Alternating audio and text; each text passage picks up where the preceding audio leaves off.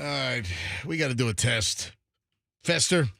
Yes. Roxanne, what kind of test do you think I want to do right off the bat here on the MJ Morning Show on Q105, 104.7 FM? Welcome, everybody. I'm MJ with the crew. And what kind of test? This is a test. This is only a test.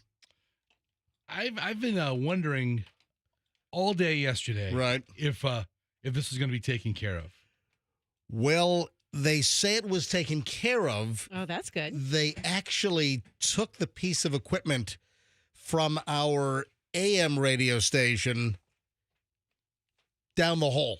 So I want to do a test right now. I'd like to grab phone calls. Folks, yesterday was a very, very difficult day because our phone system was totally crapped out. Yeah. You know, apparently we've been struck by lightning twice in the last, 3 weeks. The old thing about, lightning doesn't strike twice. Well, let me tell you, that's a load of crap. Yeah. That is an absolute load of garbage because we were smacked apparently twice And it's kind of our fault. We've got this huge tower. Well, not like a 1,500-foot tower, but we have a couple of 100-foot tower behind the radio studio here near 4th and Gandy, and that's the tower that takes the signals from our Beasley Media Group stations. It takes them to our various transmission towers, the large towers around the area, and that tower behind the building apparently has been struck by lightning twice, and the tower is not properly grounded. And I guess this has been known. And twice in the last couple of weeks, the lightning strikes then traveled into the building and just totally fried crap up. So 3 weeks ago, the first strike that we had, the engineers rushed in because we had stations off the air for like an hour before they were put back on, and they had to patch and jury rig things.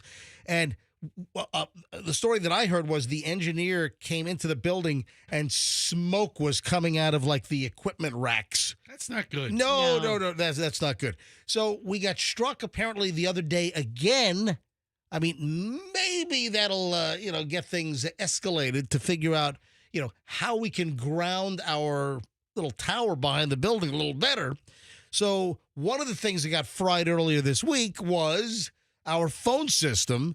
And, of course, yesterday I had a very, very heavy phone day planned because I had a bunch of items that I wanted to go to phones on, and we couldn't because the phones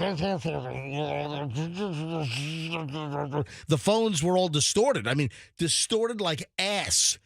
The only call we took yesterday in total distortion was the MJ Morning Show Inflation Smasher winner.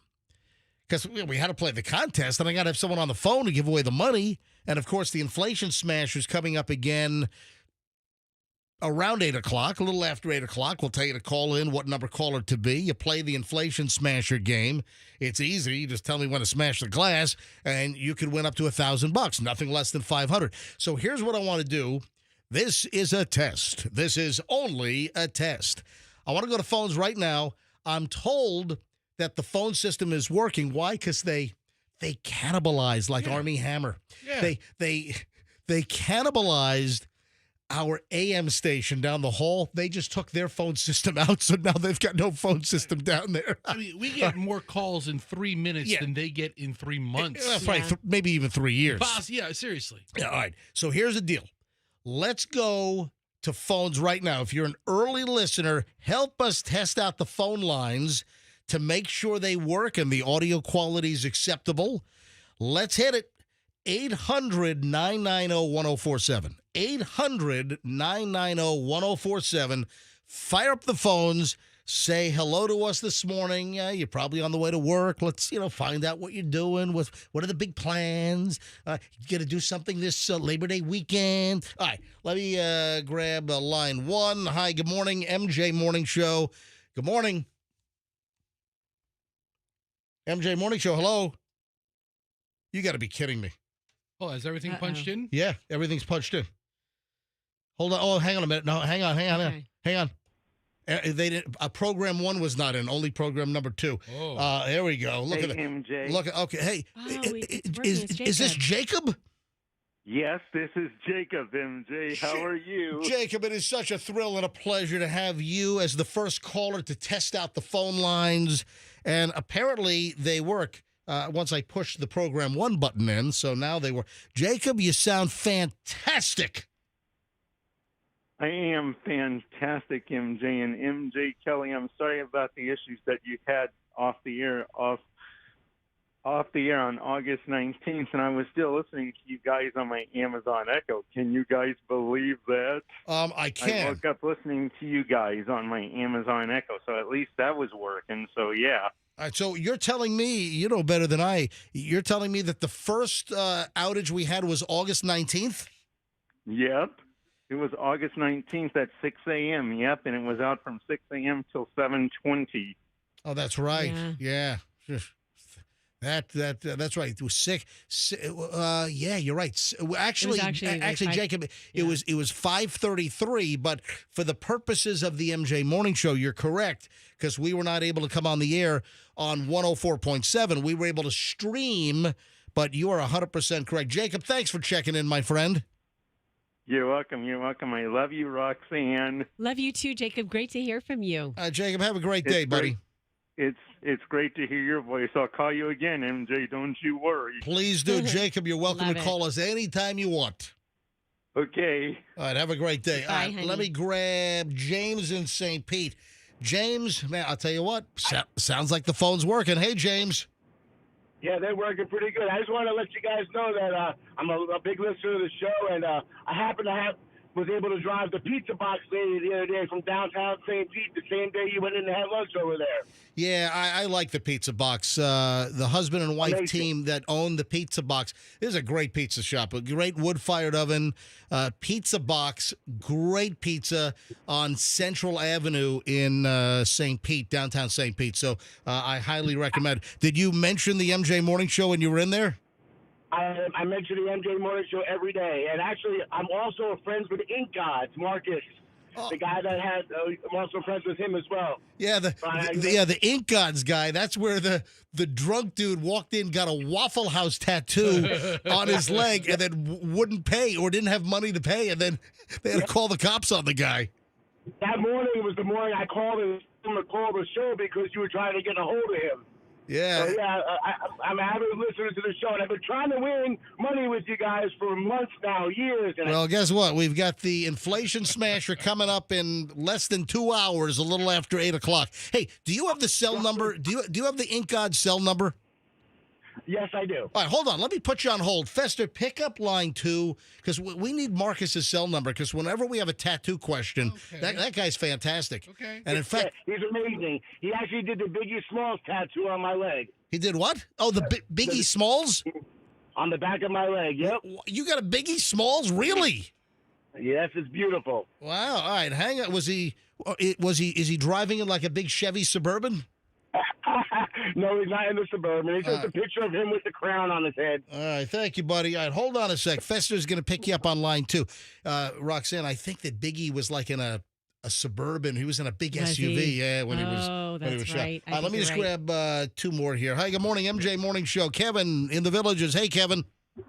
Hey, MJ, this is actually your Village's newspaper truck driver. Yeah, man. I tell you, we get a couple of stories out of the Villages news every week because this crazy crap that happens in the Villages.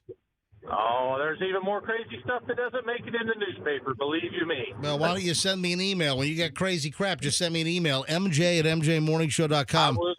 I will shoot you one. There's actually, they have the little roads that, the little tunnels and drives that go under. Yep. A couple of weeks ago, a guy was drunk and somehow drove his golf cart up and wedged it vertically in the tunnel. Oh, my God. Yeah, I think I've heard of that before. Thank you, pal. Appreciate it. All right, phones appear to be working.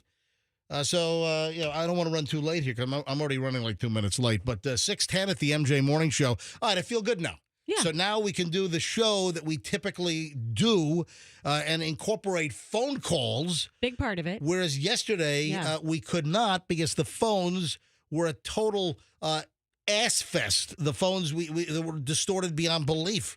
All right, so I'm a much happier guy today as we launch the MJ Morning Show here on a Wednesday morning. Rolling up on 6:11. Yeah, I'm running late. All right, back in a second.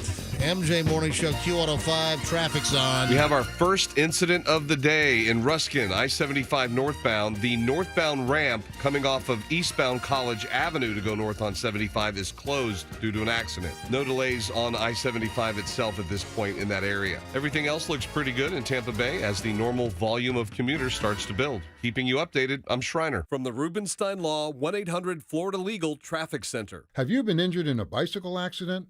The injuries can be devastating. Rubenstein Law has been representing accident victims for over 35 years.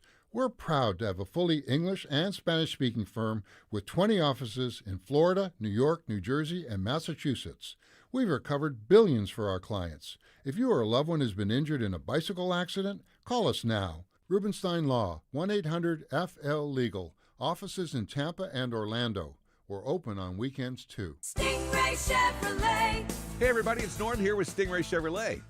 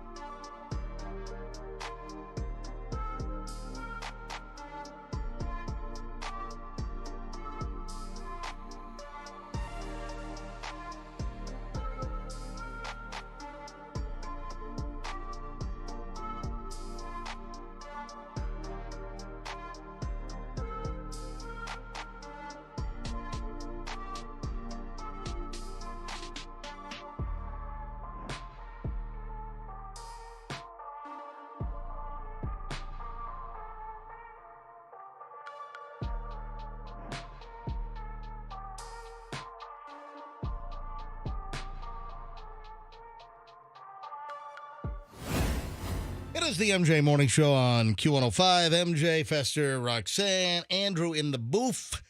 The inflation smasher is coming up. A little after 8 o'clock. You get to smash the glass. We fire up the inflation smasher. You find out how much cash is behind the glass. Could be up to $1,000. There is nothing less than $500. And your chance to play is coming up a little after 8. Just keep listening. I'll tell you what number call it to be. If you are, boom, you get to play, you win money. I mean, it's just guaranteed money. And, it's so easy, even a caveman could. Did you just pick your nose? I did. What do you do? Why do you pick? I mean, you just dug. Yeah, well, I had a bat in the cave. I had to get it out. I mean, dude, you gotta, dude. wait, I'm not going to shoot a rocket here. We're on the radio. All right, it's silent. all right, I mean, all right, I dug it out. all right. Thanks. Oh my. All right, 6:23 at the MJ Morning Show. Now I'm self-conscious about it, well, man. you should be. Also, that's going to increase your chances of getting sick. I mean, this place is a germ fest, and then you're jamming your fingers up your nose. I mean, keep your fingers out of your mucous membranes. I mean, a way to increase the odds of you getting sick is if your fingers buried in your nose, if you touch your mouth, your eyes. I mean, just mucous membranes. Just those are areas of easier entry for germination. I would like to thank you, MJ, for earlier last segment using the correct term, jury-rigged. Yes. I've always been a jerry-rigged guy. Oh, I like jury-rigged. Okay. Both are acceptable, I believe. There's a difference. Yeah. Okay. And I looked it up. School me. Go ahead. Listen. All right. So earlier in the show, just a short time ago, we were testing out the phone system because they put in a new phone system, an old phone system. They stole a phone system from our AM station down the hall because ours blew up. And we couldn't take any damn phone calls yesterday because ours sounded like crap. So I said something about our engineers, they jury-rigged the solution to with the phone that they stole. Whatever. Anyway. So you used the word jury-rigged. Right. It perked my ear because I am a jerry-rigged guy. I'm Jerry. I'm Jerry all the way. I'm Jerry. I'm straight Jerry. Jerry. Jerry. Jerry. Jerry. Jerry. Jerry! So I was wondering, while you were doing your phone test, is there a difference between jury-rigged and jerry-rigged? And there is. There absolutely would be. Okay. So, jury-rigged. And now it's time for etymology with Fester. I want you to, you're going to be happy to know that you used it correctly and that there's a difference with Jerry. Yeah. And now it's time for colonoscopy with Fester. Mm-hmm. All right, go ahead. So, jury-rigged. Yep. Is when something has an emphasis on a temporary fix. Right. Like our phone system. Yeah. Right. It has been jury-rigged. It's a temporary fix. Well, actually, it's the same permanent solution. They just stole it. It's not like they used like some dental floss and some duct tape and some ball bearings and some 3-in-1 oil and some gauze. I mean, we actually have the actual phone hybrid system that was cannibalized from another station down the hall and then put into our studio. So it's not a jury rig. It is a permanent solution. Right, but they're going to have to undo it. So right? No, why would they have to undo it? To give it back to them and give us no? No. So this is it? We took it from them? Jury rigging, when you jury rig something, it's an emphasis on a temporary fix, often with things that you have on hand, which is swapping the phone system. Like a MacGyver deal? Like a MacGyver deal. Like MacGyver. Yes, exactly like that. What about MacGruber? Those things blow up. MacGruber! The red what? All right, go ahead. And then what about jerry-rigging? Jerry-rigging, however, is just something that's built really badly.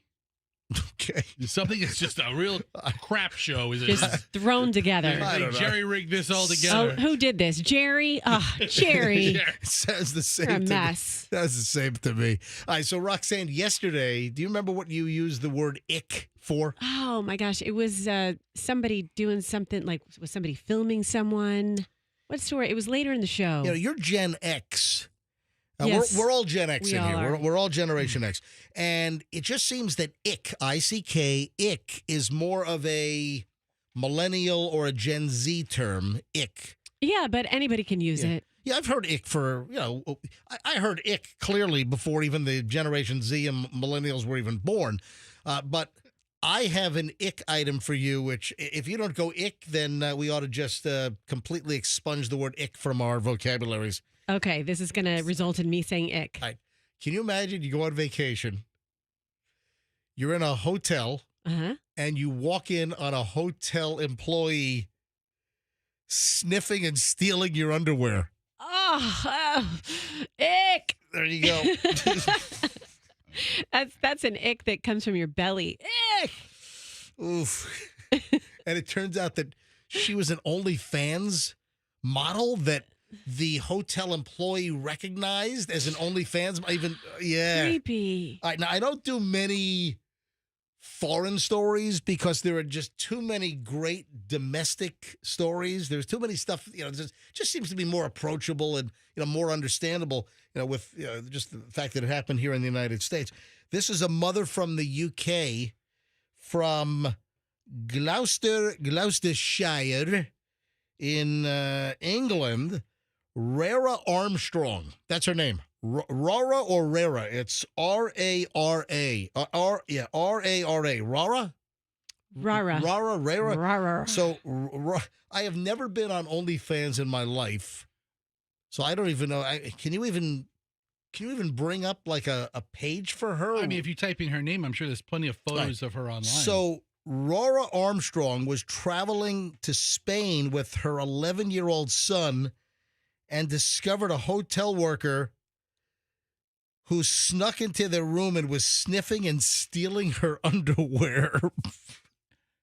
And she said she feels so violated. Yeah, well, of course. Yeah, I would imagine. Yeah.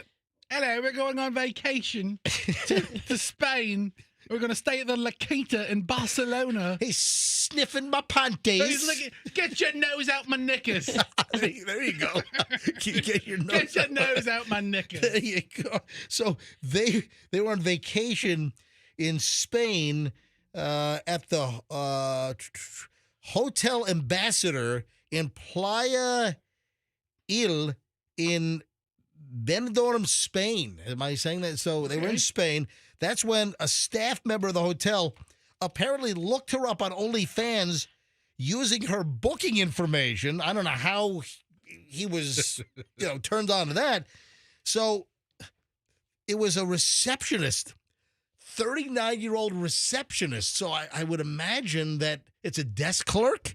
When she checked in, was she recognized? I mean, is this guy like an OnlyFans troller? It's funny. These people who have internet fame, they're famous around the world. I mean, people That's see true. them everywhere. Yeah, that's true. Well, can I be the receptionist now? Oh, is that Rara Armstrong? Oh, hello. Would you like to join my OnlyFans? I think I have recognized you from OnlyFans. I put up pictures of my jiggly bits. You can look at them for only £4 a month. I'm going to go sniff your panties now. You get your nose. Castilian. You're doing the Castilian. Castilian. The because a lot of the S's become the th. OnlyFans. I'm a big fan. OnlyFans. Yeah, if you watch Money Heist, the Spanish Money Heist, and we watched it in Spanish. Because that's the way on a lot of these foreign shows. Don't watch the English dubbed. It just doesn't, like Babylon Berlin. We tried to watch that in English and it sucked. And Babylon Berlin is fantastic. I don't even know if it's on Netflix anymore, but you had to watch that in German and just read the subtitles. Because sometimes the English stuff sometimes is just awful when they dub. Anyway, so Roxanne, hopefully on your next vacation you don't walk into some hotel creepo. Hello, are you Roxanne Wilder? I listen to your radio show across the pond. Please don't go through my luggage. What room are you in? I'm British, Roxanne. No. I don't know why I'm British now. Not quite. Not quite. Want to sniff your knickers? I put my face right in them. Stop. Ick. That gets another ick from this corner of the room. 6:31 at the MJ Morning Show. Early morons in the news. Good pile this morning. That rolls next. Just 2 accidents.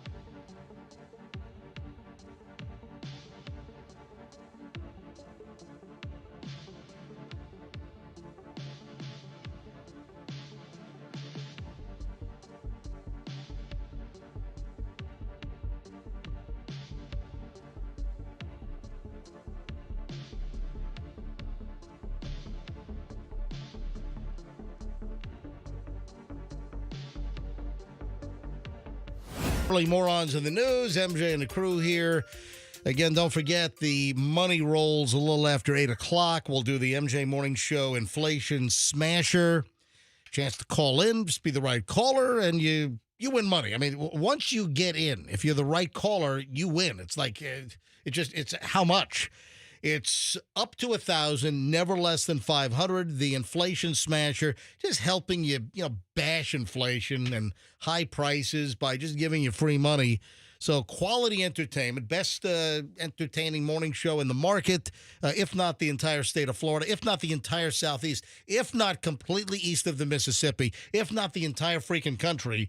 So quality entertainment and cash. What kind of greedy son of a, are you? I mean, what else do you want? All right. Entertainment and cash here on the MJ Morning Show. All right. Early morons in the news. These stories always bother me. And I guess this has sort of a happy ending. This kid was trying to raise money for, I think it was his brother's hockey team. Okay. We're talking about a 12-year-old kid and was selling ice cream in the front yard of his house. And I don't know who the hell complained, but then the city shut him down for not having the proper health for what? Ridiculous.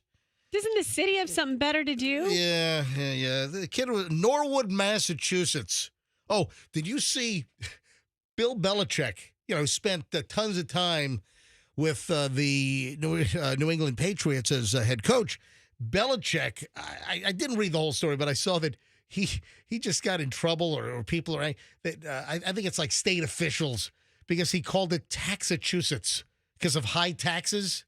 Good. A lot of people call it Taxachusetts. Yeah. I mean, I've heard that in the past.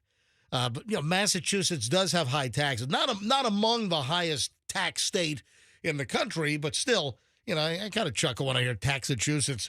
So here's the deal. This boy from Norwood, Massachusetts was trying to raise money for his, I guess his brother's hockey team is what I thought I read. And they shut him down. that I don't know whether somebody complained. He gets a letter from the city.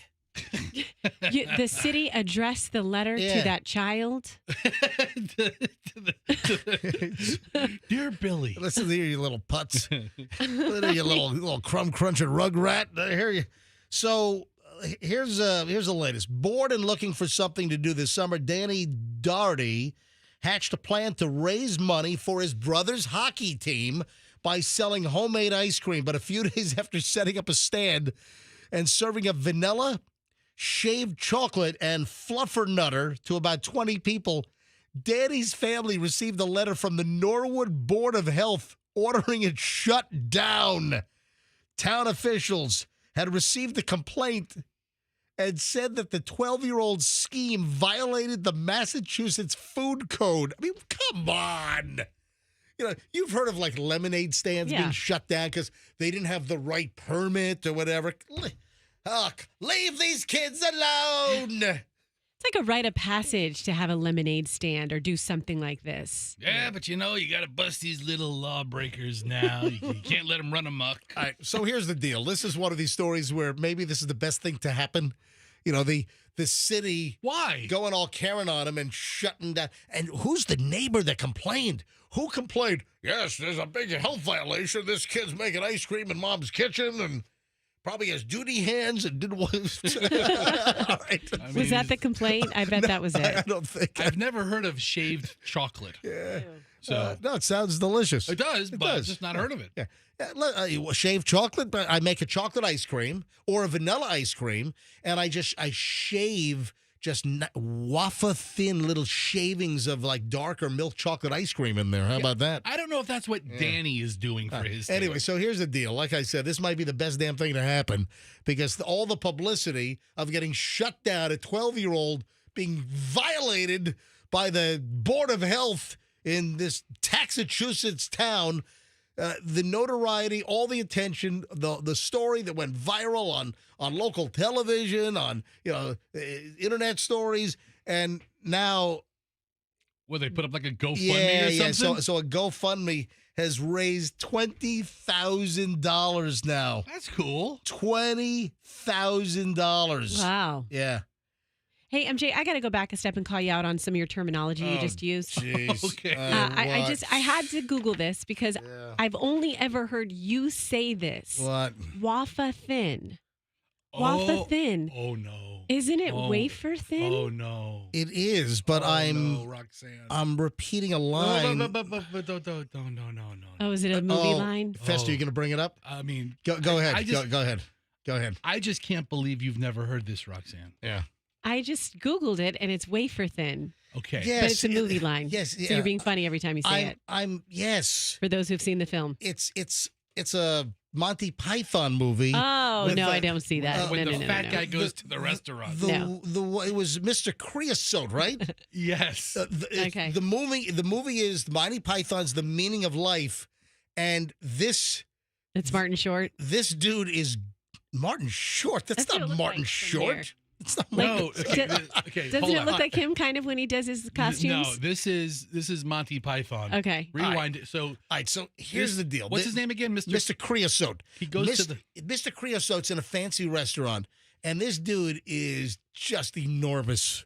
All right. Mm-hmm. And the guy is gorging. He's like, give me this. He's everything. The guy is just this voracious, just disgusting eating machine. The guy appears to weigh about 800 pounds, and he's like yelling at the waiter, get me a bucket, because he's got to throw up.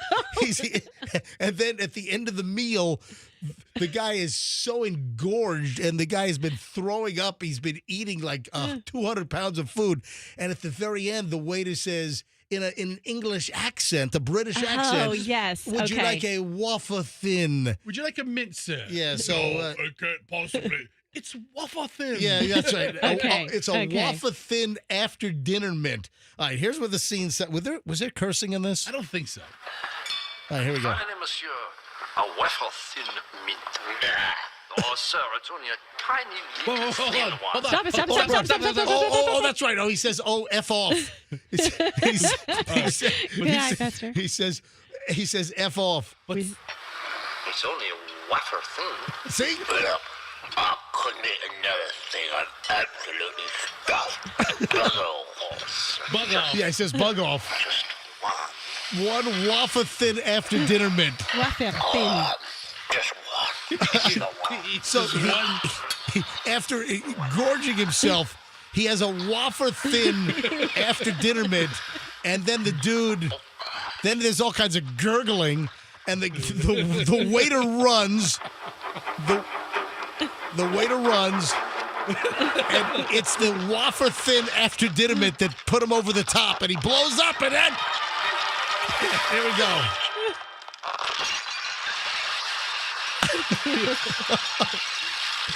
Oh God! And then he blows up. This is a memorable scene. It is. You've never seen it. No. And Oh, then, they're his organs. and then he's blown apart, and Exploded. his whole body's exploded. He's still sitting there. All the body juices Yeah. over all these fancy people eating their meals. The 300 pounds of food in his stomach blew up all over the restaurant, covering people. Disgusting. Roxanne, By the way, you the never saw this waffle No. thing? by the way, No. Fester, the audio quality of that sucked. I have no control over this. It's YouTube. like a tin can. Okay, it's YouTube. I realize Call that. Monty. See what he has to say about All it. right. So yes. So call me out on me pulling a movie line out of my butt. I knew it was either going to be I was going to learn something or it was going to be discovered that Well- you didn't know it was wafer Well, thin. Roxanne, haven't you figured out by now that it's like 99.9% of the time you learn something? Yes, and that 0.01% that or 0.1% that you're wrong, you will not admit it. Facts. All right. Additional morons in the news, ladies and gentlemen. If the ordering goes bad at a taco shop, don't pull a gun on the employee behind the counter. Yeah, this is out of Long Island earlier this week on Monday. A man was arrested for apparently brandishing a gun at an employee at a taco restaurant, a taco shop, who had trouble understanding his order. Kevin Warren, 62, was charged with menacing. This was caught on camera because they have, surveillance cameras inside the restaurant. This happened at Tony's Tacos in Franklin Square. Tony's Tacos. Yeah, Tony's Tacos in Franklin. I know where Franklin Square, I tell you, Long Island you don't is. come across many taco stands named after an Italian. Yeah, 8:50 p.m. Last Friday. The guy was arrested earlier this week on Monday. Surveillance footage, which was obtained by News 12 Long Island, shows the man tugging at an employee's arm in an apparent attempt to grab a food bag that he's holding. The suspect then lifts his shirt, showing off something tucked in his waistband. The employee takes a step back. Police said the man flashed a gun.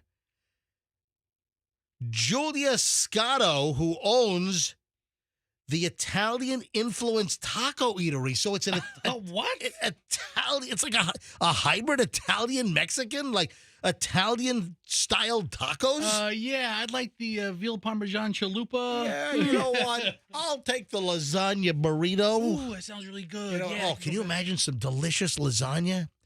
Bechamel and ricotta and mozzarella and a great wrapped in a tortilla sauce, and then you take the lasagna and jam it right in a tortilla wrap in a burrito. Yeah, that explains why it's named Tony's. Yeah, Tony's Tacos. It's an you want to know what? It's a Tony owned Italian taco place. Love it.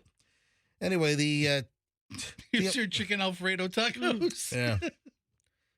Scotto said the 21-year-old employee took the order, said she couldn't make out what he was saying because his voice kept breaking up. He then came in and confronted her. So I guess this was like a drive-through thing. And then the guy flashes a gun. Who the hell does that? Anyway, the guy's been arrested for brandishing a weapon. And folks, don't do that. That's just schmuck-like. All right, 6:51 at the MJ Morning Show here on Q105. A little early morons in the news. 7 o'clock hour starts next. Hey, if you want to de-stress your life, I'm going to tell you, there's like more and more coming out about if you want to totally de-stress your life, Get rid of this, and we all have it. You have it right now. 99% of you have this right now. You might even be holding it right now. If you want to de-stress, I'm going to tell you how. That's just among many things. Next, in minutes, here on the MJ Morning Show on Q105.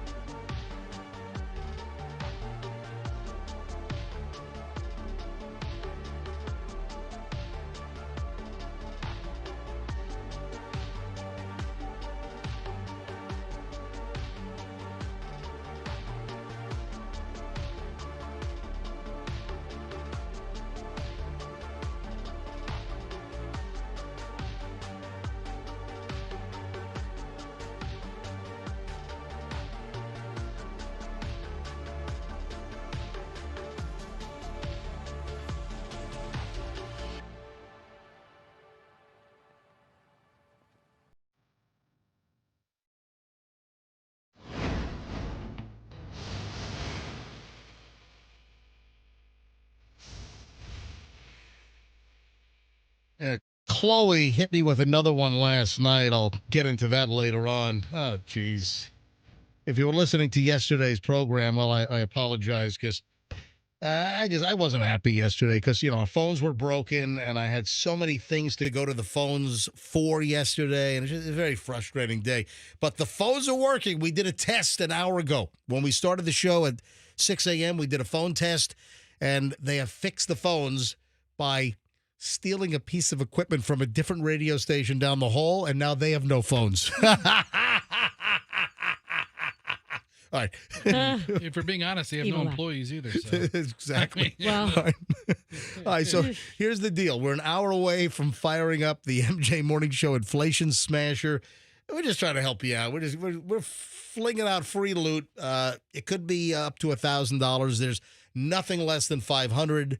Prices are high. I mean, they're saying, inflation's coming down. Yeah. Okay. Have you seen prices really come down? No, not really. So we're helping out. Your chance to play the Inflation Smasher is happening in a little over an hour. Just listen. We'll tell you when to call in, what number caller to be exactly. How would you like to reduce the stress in your life? So I think I gave away enough hintage. I think I gave away enough clues that people probably could figure it out. So I said you're probably holding it right now. 99% of us, I'm sure, have this particular item. Of course, I'm talking about your children. Oh, God. My life would be so much easier if I just got rid of those little bastards. How much for your children? I want to buy your daughter. How much for the little girl? Sell me your children. Listen. That is incorrect. Good guess. Good guess. No, it's not a good guess. You want to have an easier life? Get rid of those kids. Brats. Yeah. Oh, by the way, Andrew said I better credit that to the Blues Brothers, or else people are going to think I'm like some creepo. Yeah, how much for your children? I want to buy your children. How much for your little? That's See, I haven't seen that movie either. You've never seen the Blues Brothers? No, you've been telling me to, but oh my God. Haven't. She's silently defying. Did you ever watch Bone Tomahawk? No, I didn't take my kids to see Bone Tomahawk or order. What was it on Netflix? Yeah. No. I got a complaint on that. I got a message as well that just said, Roxanne, you better not let your kids watch that. I'm like, okay. Thank you. Obviously, I was being facetious. I I was joking around. Earlier this week, was it yesterday or was it on Monday's show? Monday show. Michelle and I had a 2-movie weekend. We watched the old Nashville, which was fantastic. We had never seen it. Nashville from 1975. And just a Robert Altman film. I love Robert Altman's movies. Oh, yes, Robert Altman. Shut up, Fester. Big fan. Yes. Anyway. I call him Bob. Bob Altman. All right. So I call him Bobby. Then we watched Bone Tomahawk because Michelle's mother's common law, I mean, they've been together for like 20 years. They're not married, but essentially they are. He planted the seed and said, oh, you got to watch this movie called Bone Tomahawk. It'll haunt your life. And the movie is old. It's from, not too old. It's from 2015. So the movie is, 9 years old. And we watched Bone Tomahawk. And I was joking around. I mean, clearly I was being facetious. And I said, oh, Roxanne, you ought to do movie night tonight with your kids. Your daughters are what, 7 and 4. 4. When does your 4 turn 5? Not until December. Okay. So a 7 and a 4-year-old are like, oh my God, Bone Tomahawk. Your kids will love this movie. I get an email from a listener that says, MJ, what's the matter with you? What is wrong with you? That is not a movie for a kid. How dare you tell Roxanne's kids that they ought to watch Bone Tomahawk? I'm like, hello? Would you look up the word sarcasm in the dictionary? Would you please look up the word facetious? One of the few words in the English language that actually have all of the vowels in a row, A-E-I-O-U. Oh, gotta love that. Facetious. Just a little fun word tip there. All right. So I'm joking. I'm kidding. I mean, people, who the hell takes me? I mean, when I'm being serious, and I am. There are many times when I'm serious on the show. There are many times when I'm being not serious. I'm joking, and clearly, but still, it happens all the time. People just, I don't know if they're new to the show or if they just have their sarcasm meter was turned off that day. Or if they've got a broken brain. They don't get sometimes my sarcasm, and clearly I wasn't really recommending this scary Western with cannibalism and these scary cave dwellers. I'm not really recommending that movie for Roxanne's 4 and 7-year-old as a fun after-school movie. I was joking around. I was like, Roxanne, hey, pick up the kids from school and say, kids, we're going to do an after-school movie, after-school special. Get some popcorn. Hey, I even said, you make a big batch of popcorn and gather around. Your kids are going to love Bone Tomahawk. I mean, come on. Who's taking me serious? Anyway, I get a complaint letter like I'm the devil. MJ, you are really a bad human. How dare you? That is not a movie for you. What's the matter with you? What's wrong with you? Anyway, I'm joking. I got a complaint on it. Well, you did tell me to see Peanut Butter Falcon with the kids. Yes. And that was a really great movie. It was. It was PG-13, so I went in knowing that, and I made that decision. And there were a couple, I think there were a couple of F-bombs in it. But, listen, your kids hear you and Doug F-bomb all day long. That's right. Yeah, come on. I'm not going to deny a portion of that. Duh. Maybe not. Duh. Maybe not me. Maybe not Doug. Throw him under But the I bus. even told them, like, they just said the F word in the film. And I was like, yes, but what you're going to get out of this film is worth you hearing that and knowing you're not supposed to say that. Yeah. Anyway, that's another great movie. That's on Netflix. Which one? Peanut Butter Falcon is absolutely fantastic. Just a tremendously good movie. So I highly recommend that. Love it.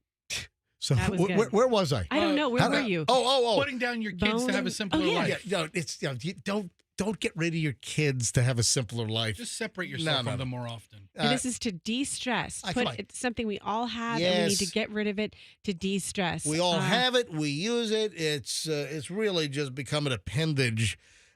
Many of you are holding it right now. 99% of folks have. Get rid of this and simplify and de-stress your life. Improve your well-being. A flat iron. What the hell? Worry less about straight hair. Come on. Worry less. I tell you, on Sunday, MJ, my phone died. Like I forgot to charge it overnight. We know what the answer phone is. died at 9:30 in the morning, Mm-hmm. and I took no steps to recharge it until like evening time, and it was great.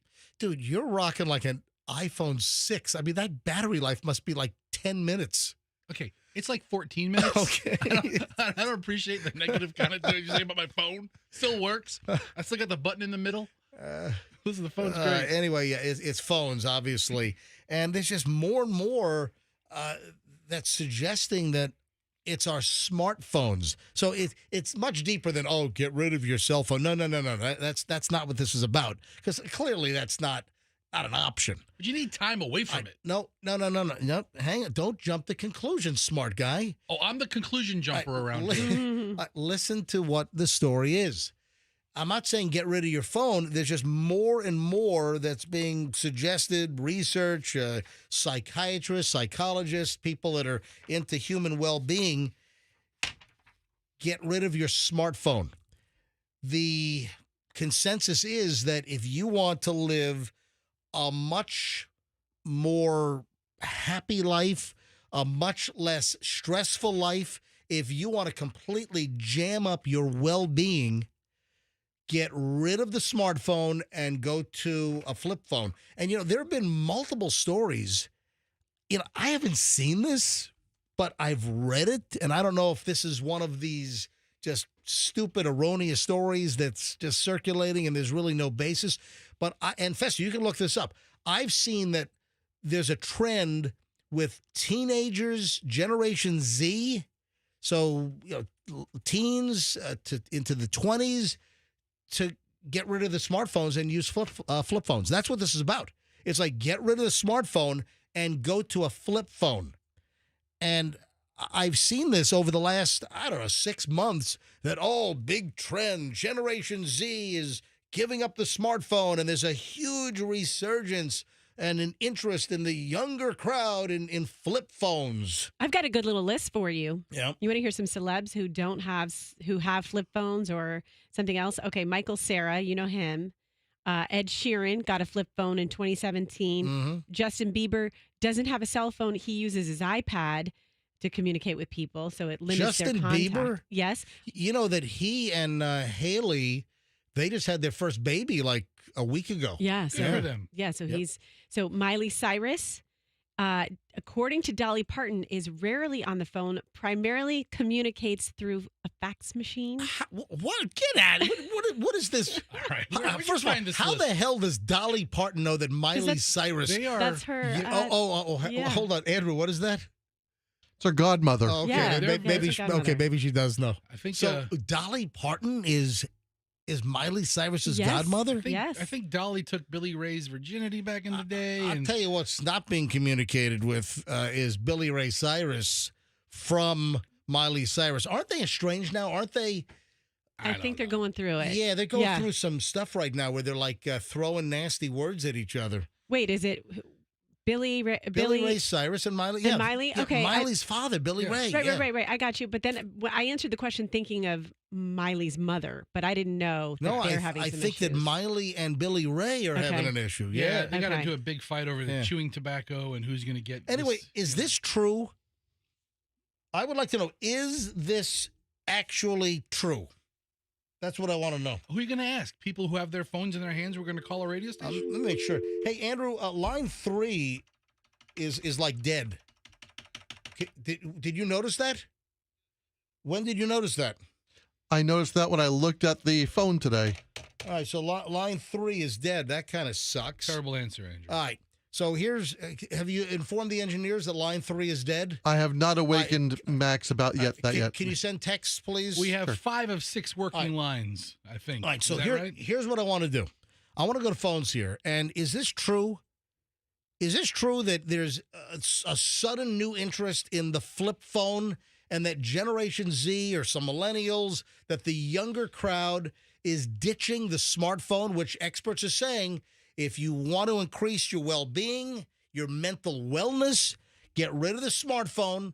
We become slaves to these things. They're running our freaking lives. Is this true? I want to go to phones quickly. 800-990-1047. Right now, let's go. 800-990-1047. If you are in the know, maybe you are an individual and you ditched your smartphone for a flip phone, or maybe you're a parent and you're Generation Z or younger, and this is by choice. It's not like, a parent gives a 10-year-old a flip phone for communication and not a full smartphone yet. I'm not talking about that. I'm talking about the choice. Do you know people that have given up the smartphone? And the latest stories are that it's the younger, it's Generation Z, that they found a new love in flip phones and given up I haven't seen this, but I've seen like a half a dozen stories about this in the last 6 months. Are you sure this isn't like a hipster thing? I don't know. I'm trying to figure it out. I don't need some guy in a plaid shirt and a beard calling me like, yeah, man, I'm at the coffee shop right now. If anyone knows, 800-990-1047, 800-990-1047 if you can add to this. Yes, Rox. I thought about getting rid of mine the other day. I mean, still having it, but just going flip where I carry flip all around with me. The other day, I was talking to a potential videographer that I might work with, and she said, yeah, what we can do is... Work with her for what? Just make some videos. And she's like... What kind of videos? Just Roxanne, don't tell him. Don't tell him. What do you mean don't tell me? I'll tell you. Roxanne, listen. We're detracting from the story. Don't tell him about the idea. Oh, Andrew says in my ear that people are calling for the contest. No, that's not for another No hour. Yeah, contest. the phones are ringing, but no one's calling it about the flip phone deal. Maybe the story's bogus. That's why I wanted to try to take calls. Maybe it's a totally bogus story that Gen Z, they're not giving up their smartphones for the flip phone. All these calls, no one's calling. I'm not doing the contest. The inflation smasher, folks, happens in a little less than an hour after 8 o'clock for that. All right, so Roxanne, I'm running a little late here. Yes, okay. I'll tell you when we get back. The minute we get back, you're going to work with a videographer to shoot videos? Don't worry about it. There's no more details on that. What do you mean there's no more? We can't share the details. Why are you trying to throw me off the trail? Because I know about this. I'm not going to. You can't be involved just yet. Hang on. Also, when we get back, you're cracking your eggs all wrong. Me personally? It's breakfast time. Apparently, if you're cracking your eggs this way, you're a kitchen idiot. Just a loser. Okay. All right, I'm going to tell you why and what you're supposed to do. And listen, am I guilty? Yep. Oh. So I need to change my ways. I need to look at the man in the mirror and change my ways. All right, hang on. We do an hour and 20 minutes of nonstop MJ next. So we fire up a long segment. I can't even scratch the surface of what is coming up, but I promise you'll be entertained. If not, kick me in the crotch. No. Don't say that. Back in moments with an hour and 20 minutes of nonstop MJ next. Hey, my...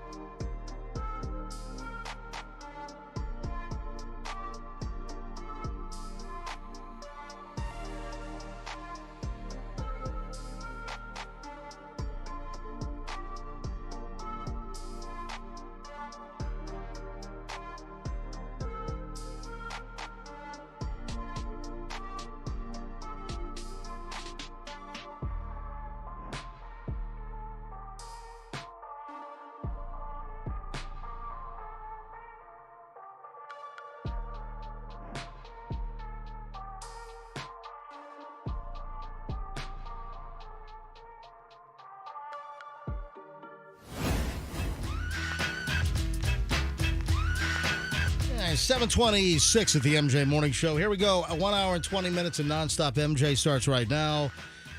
We are only, 40 minutes or so, 45 minutes away from the MJ Morning Show Inflation Smasher. Your chance to win up to $1,000. This is a local-only contest. This is not one of the national contests, which we participate in. But, it's among all of the radio stations in our company. So, people really win. I mean, we have a ton of Tampa Bay winners when we do the national contest among our radio. How many stations do we have in this market, Roxanne? Are we in this building? Six. Yeah.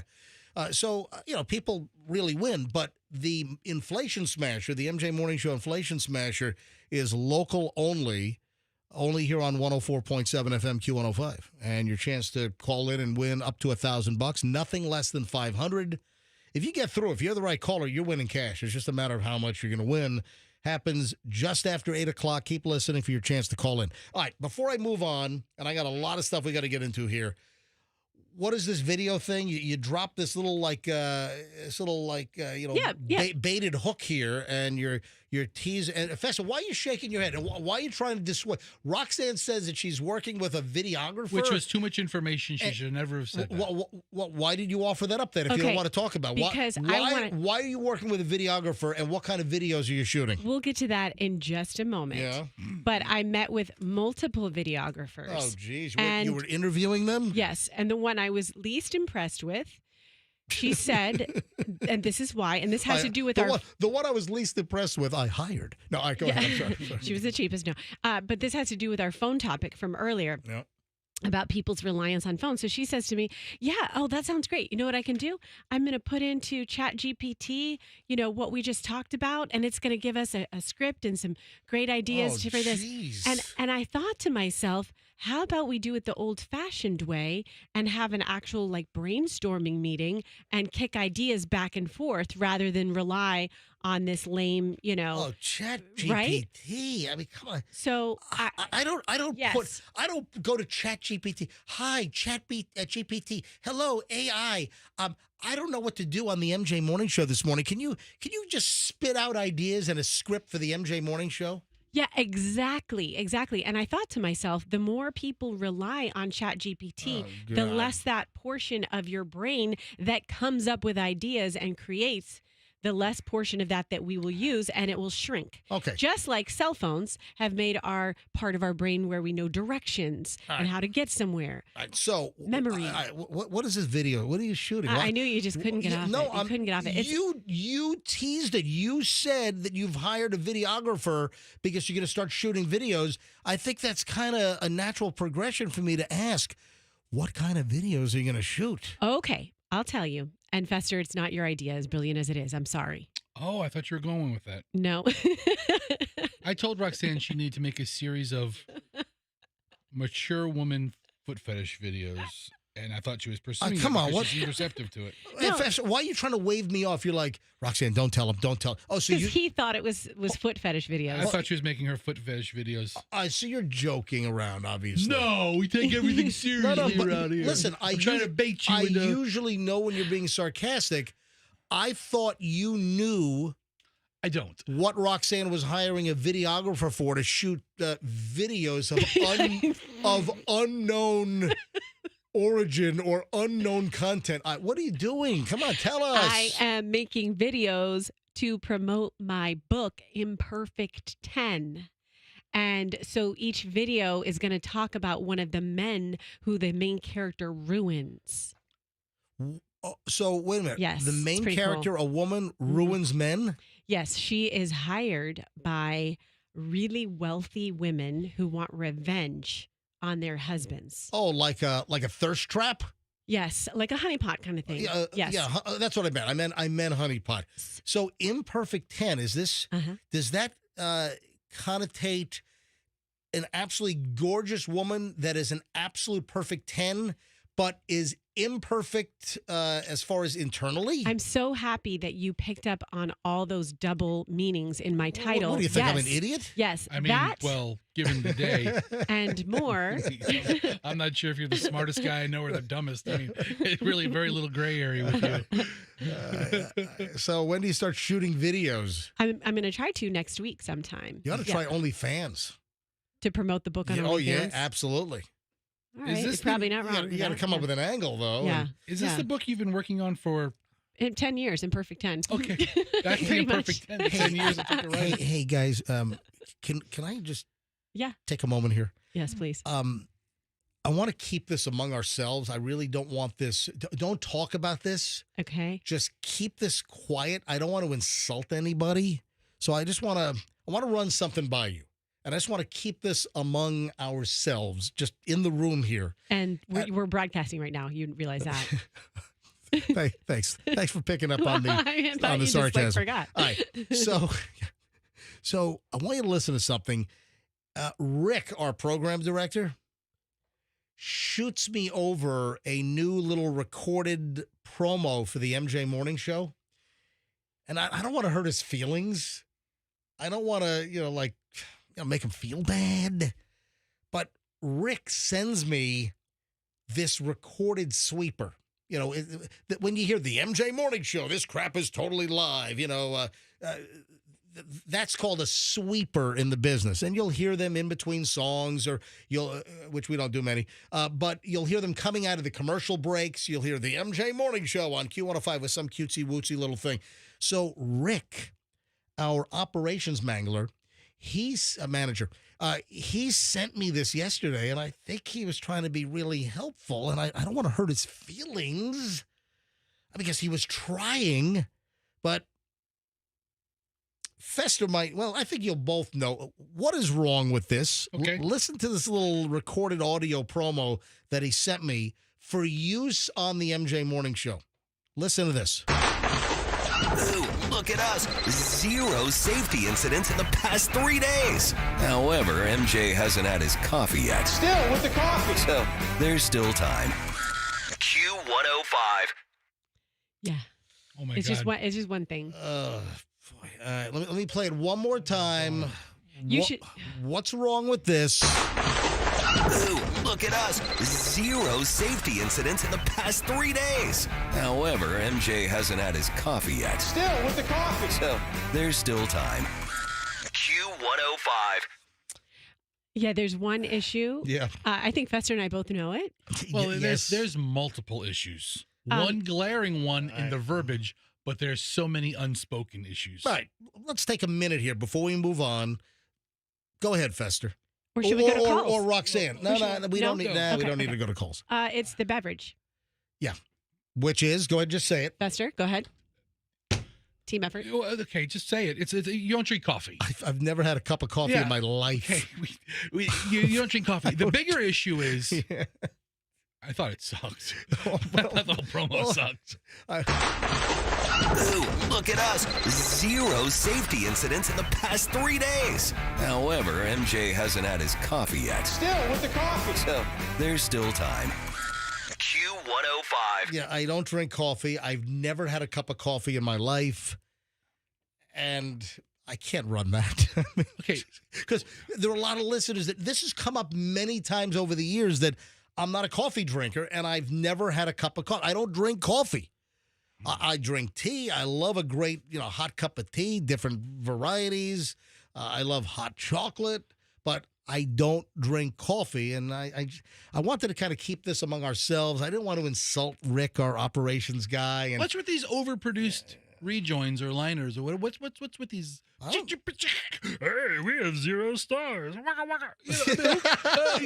Okay. Waka waka. I mean, I've never been a fan of overproduced rejoins and stuff like that. Leave the comedy to the people behind the microphone. Well, there you have it. So I don't have the heart to tell him that I'm not going to use that. I don't drink coffee. Well, that's all you have to say. You just say, "Oh man, I love it, but I don't drink coffee." Yeah. Hey, if you're going to Tampa International Airport this morning, I saw that United flight attendants are going to be like picketing. Seriously. Yeah, like this morning and today, apparently at Tampa International Airport, if you're on United, I don't think any flights are canceled, but I would imagine these are flight attendants that are not working today. And United flight attendants are all pissed off because they want a better contract. They want more money. Of course they do. I mean, who doesn't want more money? Anyway, you might see picketing flight attendants. I would say, stewardess, can I get a Coke, please? Why don't you try that? See what happens. You know what? Stewardess, yes. Stewardess or waitress. Waitress, can I? I'm kidding around. I have a lot of respect for flight attendants who, again, are flight attendants there to bring you snack boxes and drinks? What is the primary reason the flight attendant is there? Well, they end up having to deal with a lot of crap. No, what is the primary reason a flight attendant exists? Well, is it to pick up your trash as they walk up and down the aisle with a trash bag or bring you a Sprite? Is it not? It's also their safety components. They end up doing a lot. The number one reason is, you just kind of said it. Safety. Safety, yes. Yeah. The number one reason a flight attendant is on an airplane is for the safety aspect. Hey, something new we learned a couple weeks ago was in regards to when flight attendants actually start to get paid, and it's when the parking brake is released of the plane. And that is one of the things that these United flight attendants are demanding, increased pay time at work, including on the ground. Because they're doing everything. They're really busy during that pre-release the break period when they're helping people find their seats, moving people around, helping people with luggage. Yeah. They should get paid then. And I'm going to pick it with them. In some cases, we heard that when the parking brake is released and the plane pushes back, that's when the clock starts and they start getting paid. And I've also heard that some airlines operate on the closed door, that as soon as the door closes, that's when the flight attendants go on the clock. So they're technically not getting paid as they're, smiling and welcoming you on board and, helping you. And, some big fat guy needs a seatbelt extender. Yes, seat swaps with, the crying baby. I want to have a seat neck, yeah. So you don't have your own? You rely on the one on the airplane? So here's what I do. Why don't you carry your They own? change them. I had one for American, right? Because I fly American every year. It's like AmSafe is like It's not. Most of the seatbelts are all the same. It's not. It isn't. Right. I have Delta. I have an American one. I have because what happens is they give you the fat person extender, and they never really ask for them back. So I just kind of lift it. What do you have, a whole pile of them for different airlines? Yeah, dude. Most of the seatbelt extenders are going to work on. It's not the same. I'm telling you, I fly a good deal, and the seatbelts are virtually all the same. I'm telling you, it isn't. It's not the case. I was on Spirit recently, and they just had twine. But that's the the Home Depot, the big twirl of twine outside. Just twine. Hold down the lumber. Hey, I'm going to fly Spirit again in the next couple of weeks. We're all really excited to go for see. you. Listen, it'll be the second time ever that I've flown Spirit. All right, eggs.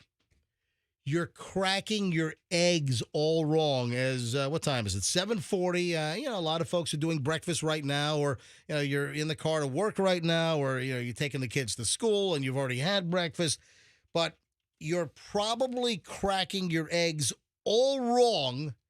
And some safety experts are saying, you could be putting your health in jeopardy, blah, blah, blah. All right. But here's the deal. From an operational standpoint and from an ease and just the best technique, how do you crack an egg? Roxanne, how do you, Roxanne Wilder, crack an egg? I'll tell you exactly how I crack an egg. Okay. All right, be very careful. Be very careful. No, don't lick your hands after you have the gook on them. Who the hell are you talking to? My kids. How do you crack an egg? I let my kids crack eggs all the time. It's like as soon as the eggs come out, my kids are like, I get to crack the egg. I get to crack the egg. Whether it's you or the kids, how do you crack the egg? You just bang it on the side of the bowl. Yep. All right. So that's what you're not supposed to do. Oh. Most of us, and listen, I'm guilty as charged. Bang it on your head? You bang the egg on the side of a bowl. Yeah. Or on the side of the frying pan. Right. Not supposed to do that. Where are you supposed to bang it? So I saw I saw a video Mhm. on a social media platform that's owned by the Chinese government, which I will not name because MJ gets all bent out of shape if the name comes up. Tick Schmuck. That's it. By the way, it's very funny you bring this up because in a minute, I've got the latest moron video on Tick Schmuck that people are following. The latest moron video suggesting that people do this. Again, I mean, stop following these dumb social media videos and these challenges and these idiotic remedies. I got a new one coming up in a minute. Go ahead, Fester. So I saw this video on TikTok Mhm. where a guy had a completely different way of cracking an egg, and now it's the way that I go every time. All right, and what is that? You just drop it in the pan. It's pretty close. You just drop. Yeah. There's no cracking on the side, Yeah. and then having to separate the two sides. You just pick it up, drop it, pick it up again, and it cracks almost perfectly every time. So the way you're supposed to do this, the first reason why you don't whack the egg on the edge of the bowl or the pan is that it will push the shattered shell back into the actual egg, and you're also risking the fragments falling into the bowl. I mean, we all know this. So this is not new. The second reason is the bacteria from the shell fragments could end up contaminating your food. You know, people who like their eggs very soft, over easy, could be risking illness if the shell exteriors are carrying mung. Yeah, I mean, it just came out of a chicken's butt a couple days ago. I mean, it's possible it has a lot of disgusting stuff on the outside of an egg. But the way that you're supposed to crack an egg, according to master chefs, is you give the egg one single firm tap on a solid, flat surface. And that is much less risky, and it results in fewer broken yolks or eggshell or potential contamination ending up in your eggs. So what you do is you just take the egg and you just smack it on a flat surface. Then you pull the perforated shell apart, and it makes a perfectly clean break with the yolk and the white slipping straight out of the shell. So give that a shot. Next time, do that method instead of the method that we're all taught in smacking it on the edge of a what? The only flat surface that would work is the pan, because if you did it like on the cutting board or something, you'd lose your drip. Cutting board or the counter. No, because you're not I guess in most cases you smack it and you haven't compromised the shell, so everything's still intact. Okay. But you've cracked it, and then you just pull it apart. And they're Okay. saying that, listen, I'm going to try. I've never done this. I'm going to try it. But that apparently is the right way to crack an egg. I see an awkward MJ cooking Instagram video coming up nearly in our future. Could happen. Could happen. Could happen about 11 a.m. this morning on Certified MJ Radio. Are you an over easy guy? Are you a sunny what are side you? up? Are you over medium? You know What what? are Over you? medium. I will. I'm pretty much over medium, Yeah. probably. You know That's what I what I like? pegged you as. I like the gelatinous. I like. It's not quite runny, and it's not cooked hard. It's that Goopy. like jello-y. I like gelatinous. Okay. All right. I'm a gelatinous guy. All right. So the new TikTok, my God, it's first of all, it's a Chinese spy data collecting operation. Yes. We know that Congress has essentially outlawed TikTok. The president signed it. I mean, it really is a spy operation. They're collecting all kinds of data. It goes right to the Chinese government. All right, I'm not going to get into that soapbox again, but you shouldn't be on TikTok. But guess what the latest thing is? The latest dopey goofball video is, if you want to get rid of acne, is you smear garlic all over your face. And dermatologists, and then people watch these videos and then they follow this crap. You know, I'm not on TikTok. I do not have TikTok on my phone, because if you have the TikTok app on your phone, the Chinese government, through was it ByteDance, they have access to all the data. And the TikTok app is able to go into your contacts, into your texts, into your photo history. They're able to have access to your phone. So I use Instagram. Again, you know, I encourage you to give me a follow. If you haven't seen MJ versus the 570-pound sumo guy straight from Japan last Saturday at Armature Works, if you want to see me looking like a little ant next to a 6'4", 570-pound sumo wrestler and watch me try to push the guy out of the ring, if you haven't seen that video, it's on my Instagram, Certified MJ Radio. Give me a follow. But when I, get into a doom scroll, and I try not to do it, but I don't know, once a week, I'll flip up and see the videos. It's just ridiculous. The either conspiracy theories, political crap, just erroneous stuff. People are shooting videos, and there are just too many people to think, oh, if it's on my phone, if it's on social media, it's got to be accurate. It's not. So the latest now on Schmuck on TikTok is video suggesting that you take a garlic bulb or cloves and you smash them and then smear the garlic all over your face to get rid of acne. And dermatologists are saying there's no science behind this. No. I mean, what is someone just sitting around, oh, let me see if I can shoot a video and get people to just do stupid-ass stuff. And that's really what it is. There is nothing scientific. There is zero medical science to suggest one of the crazes, get rid of acne, clear up your complexion, take garlic and smear it all over your face. Yeah, you're going to be pleasant smelling at school or work, huh?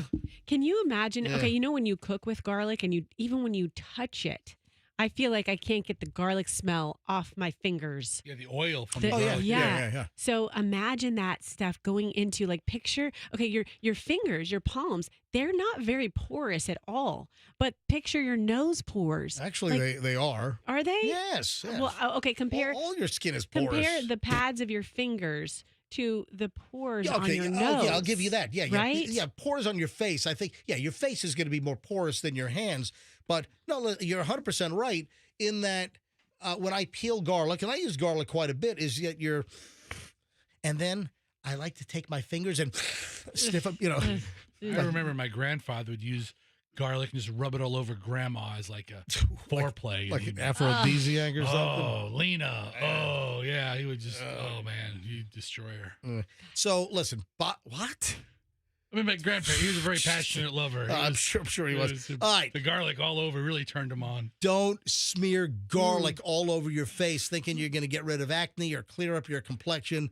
Dermatologists are saying there is absolutely no basis in science or medical research that suggests that this does anything but make you smell like a garlic bulb, okay? Can I say something really disgusting that just popped into my head? Okay. Sure. So when you guys have used these, the garlic presses, when you put the bulbs in there and then you squeeze them and then it comes out and it comes out like those stringy white. Yeah, like a stringy can. Yeah, exactly. That's kind of what it's like when you have bad acne and you have to do your nose to clean out your nose. That's what it looks like. You know what I'm saying? Are you comparing a garlic press to popping a zit? I am. Okay. I told you it was gross. But accurate. Hang on a sec. Andrew says that I got to take Elizabeth on line 6 in Spring Hill. What, does she disagree? I don't know. Hi, Elizabeth. Welcome to the MJ Morning Show. Hi. Thank you for having me. Okay, welcome to the show. I'm MJ. Welcome. I love her energy. What's up? Listen, dude. Stop dissing on TikTok. I mean, I learned more on it than I ever learned high school, and that's saying a lot of things, but I'm not going to get into that. That's not Elizabeth, I'm guessing that a lot of what you think you're learning on TikTok is erroneous garbage. Well, then you just broadcasted erroneous garbage because that's where I learned how to properly crack an egg. Hey, is it that method? It was that method. All right, and I learned that during the pandemic. Right. I'm not saying that everything's erroneous. I'm just saying that whether it's a TikTok video or an Instagram reel, there is just so much garbage. And what's scary is that so many people are getting their news from these social media platforms, and a lot of it is just conspiratorial garbage, and some of it is even like foreign infiltration plant fake news. I agree, but I could even say that about YouTube. Okay, or all social Google. media platforms, if you hear somebody who thinks they're an expert giving you some advice, there's really not much medical backing behind anything they're saying. You could go to YouTube or and find videos like with these crackpots that think that there are chemtrails up there, that the airplanes flying up at 35,000 feet, that when you see the white streaks, there are people that think those are chemtrails and they're poisoning us with. They think that like the government has rigged up Southwest and American and Delta airplanes that are flying at 38,000 feet and they're dropping chemicals. The white trails. It's cheap entertainment. It's cheap entertainment. I don't know. It's cheap. Wait a minute. Erroneous crap and people that believe garbage is you think it's cheap entertainment? It is, because I know I have a little bit of common sense, and I know I'm not going to listen to that, and I'm not going to take it to heart, but I just feel like, it's like a lot against TikTok, and I'm like, leave it alone. Well, because leave it alone. hold on. How old are you, Elizabeth? I'm 33. All right. Well, the point is that the Chinese Communist government, if you operate, what happened? Boy, she hung up. Elizabeth, at the right time. Elizabeth, where'd you go? She was about to get a lecture about the Chinese government. She hung right up. Click. She's the smartest caller we've ever had. Or maybe the Chinese government has hacked into our phone line. No, you're letting them have all your data. It's a Trojan horse data collector. Anyway, moving along. Does YouTube not have all my data? Does Google not have all my data? But those are American companies. And I trust them so much more. All right, so hold on. You trust the Chinese government? I don't trust any of them. The communist Chinese government? More or the come on. They all have the same information. But the Chinese government knows I like twerking videos. Okay, great. You got me. You know what I want to do? Oh, and by the way, the chemtrails, the white streaks behind the airplane, it's a condensation trail. It's the hot engine exhaust. Are we really talking about chemtrails? I'm just for a second, yes. Okay, go. It's just the moisture and it's the hot engine exhaust that causes water droplets when very hot meets cold. That's what it is. All right. Next thing you're going to tell us, you'll say birds are real. If you'd like to follow, listen right now, free ad. If you'd like to follow the MJ Morning Show TikTok page, just type in MJ Morning Show, one word, no spaces, MJ Morning Show. Join our 226 followers, where you will see absolutely no content. We just parked the name. Yeah, we just wanted to stake our claim on the name so no one else can steal it. Hey, did you hear the Tampa Bay Rays? I saw a report that the Tampa Bay Rays will be giving out free tickets if you're a fan that will then opt in to the new technology from MLB, Major League Baseball, for facial recognition. So if you will opt in to their go-ahead entry, this is a facial recognition tech to be able to get into the ballpark. If you're 18 or older and you sign up for the go-ahead entry at the Rays game between August 30th coming up and September 5th, you'll get 2 free tickets to any of the future home games for the rest of the season. Is that cool or is that scary? Yeah, that's a good question. Now, listen, the facial recognition, you fly now in the TSA, it's all facial recognition. You hit the passport control at the airport if you're coming in from a foreign destination. I mean, facial recognition's all over the place. You got cameras that are all over the place. You got cameras that are honing in on people and using facial recognition as you walk down the street. Would I do it? Probably not. It is a little creepy on the surface. It is, but facial recognition is all around us. What I would be in favor of, and they're talking about this as well. So this technology, butt probing. So if you'll get 2 free tickets if you'll submit to a Rays butt probe. So if you at the entry gate, they'll wand you right at the butt. Yeah, so if you want to sign up for the new MLB butt probing, you'll get 2 free tickets as well if you sign up between, and they use a Louisville Slugger, I believe, for the butt probe. Actual size? No, one of those mini bats, Okay. Little novelty bats. So let's change the song. Let's see. Take me out to the ball game, then you can probe my butt. Yeah. Jam a Louisville Slugger up there. I will have fun. I don't care. There you go. Okay, rhymed. Roxanne doesn't care at all. She's a big fan of the butt probe program at the Rays. I'm out on the facial recognition. I'm in on the butt probing. Okay. String a bunch of baseballs together and have a party. I said that we would do this probably 2 more times. Yes. Before the vote. Do you know what I'm talking about? Yes. What? Big Brother's vote. That's tomorrow. Oh, will you stop I it? knew you were gonna say CBS. that. Tonight is the veto, power of veto. God. T-Core is HOH. It is so good. You and Big Brother Our boy. on CBS. No, it's not. We took phone calls, and it ended, I think it was an exact tie. I've got the results put away in my drawer here. But I think it was a tie.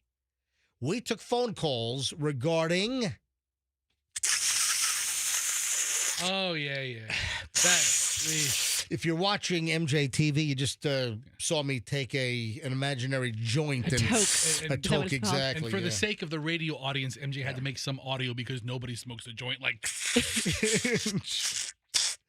So there's the amendment for marijuana or something? Yeah, so recreational marijuana Amendment 3 is coming up, obviously, in early November with the general election. And Amendment 3 here in Florida is, do you want to see recreational marijuana legalized? Now, medical marijuana, if you have a medical marijuana card, you get it from a dispensary, that is legalized in the state of Florida. Do you want to see recreational marijuana legalized in the state? Let's go. And law enforcement's very concerned, and some of the law enforcement groups. In fact, I had, let me see if I still, I thought, here we go. Yeah, I saw this yesterday about law enforcement very concerned about the Amendment 3, that they think that the amount of stone drivers would just skyrocket in the state. So I want to go back to phones on this. And I said I would do this numerous times. We did this about, a month and a half ago? And we just asked you, the MJ Morning Show audience, call in, and do you support legalizing recreational marijuana in the state of Florida? Yes or no? So let me grab a handful of calls here, and we'll do it at least one more time, probably in October, mid to late October, prior to the actual vote. And I'm just trying to get a little temperature here. I'm just trying to get a little snapshot of where the audience was or is. Because last time we did this, month and a half ago, it was really a tie. Half said legalize marijuana recreationally. The other half said no. So let's go. Let's fire up the phones here. 800-990-1047. 800-990-1047. Andrew, if you can screen quickly, please, because I got a lot to do, and we also have to do the inflation smasher in just a few minutes as well. All right, 800-990-1047. Amendment 3, do you want to see recreational marijuana legalized in the state of Florida? Yes or no? Let's go. Let's see where the cookie crumbles now. By the way, after you smoke marijuana, you get the munchies. You might want some cookies, right? It's a great idea. Oh. All right. 800-990-1047. Let's go. Hit the phones. Fire them up. And we'll go through a couple of rounds. 800-990-1047. Legalize marijuana, yes or no? It's going to be Amendment 3, state of Florida. And you have to have, 60%. You have to have over, it's 60% or greater. Yes.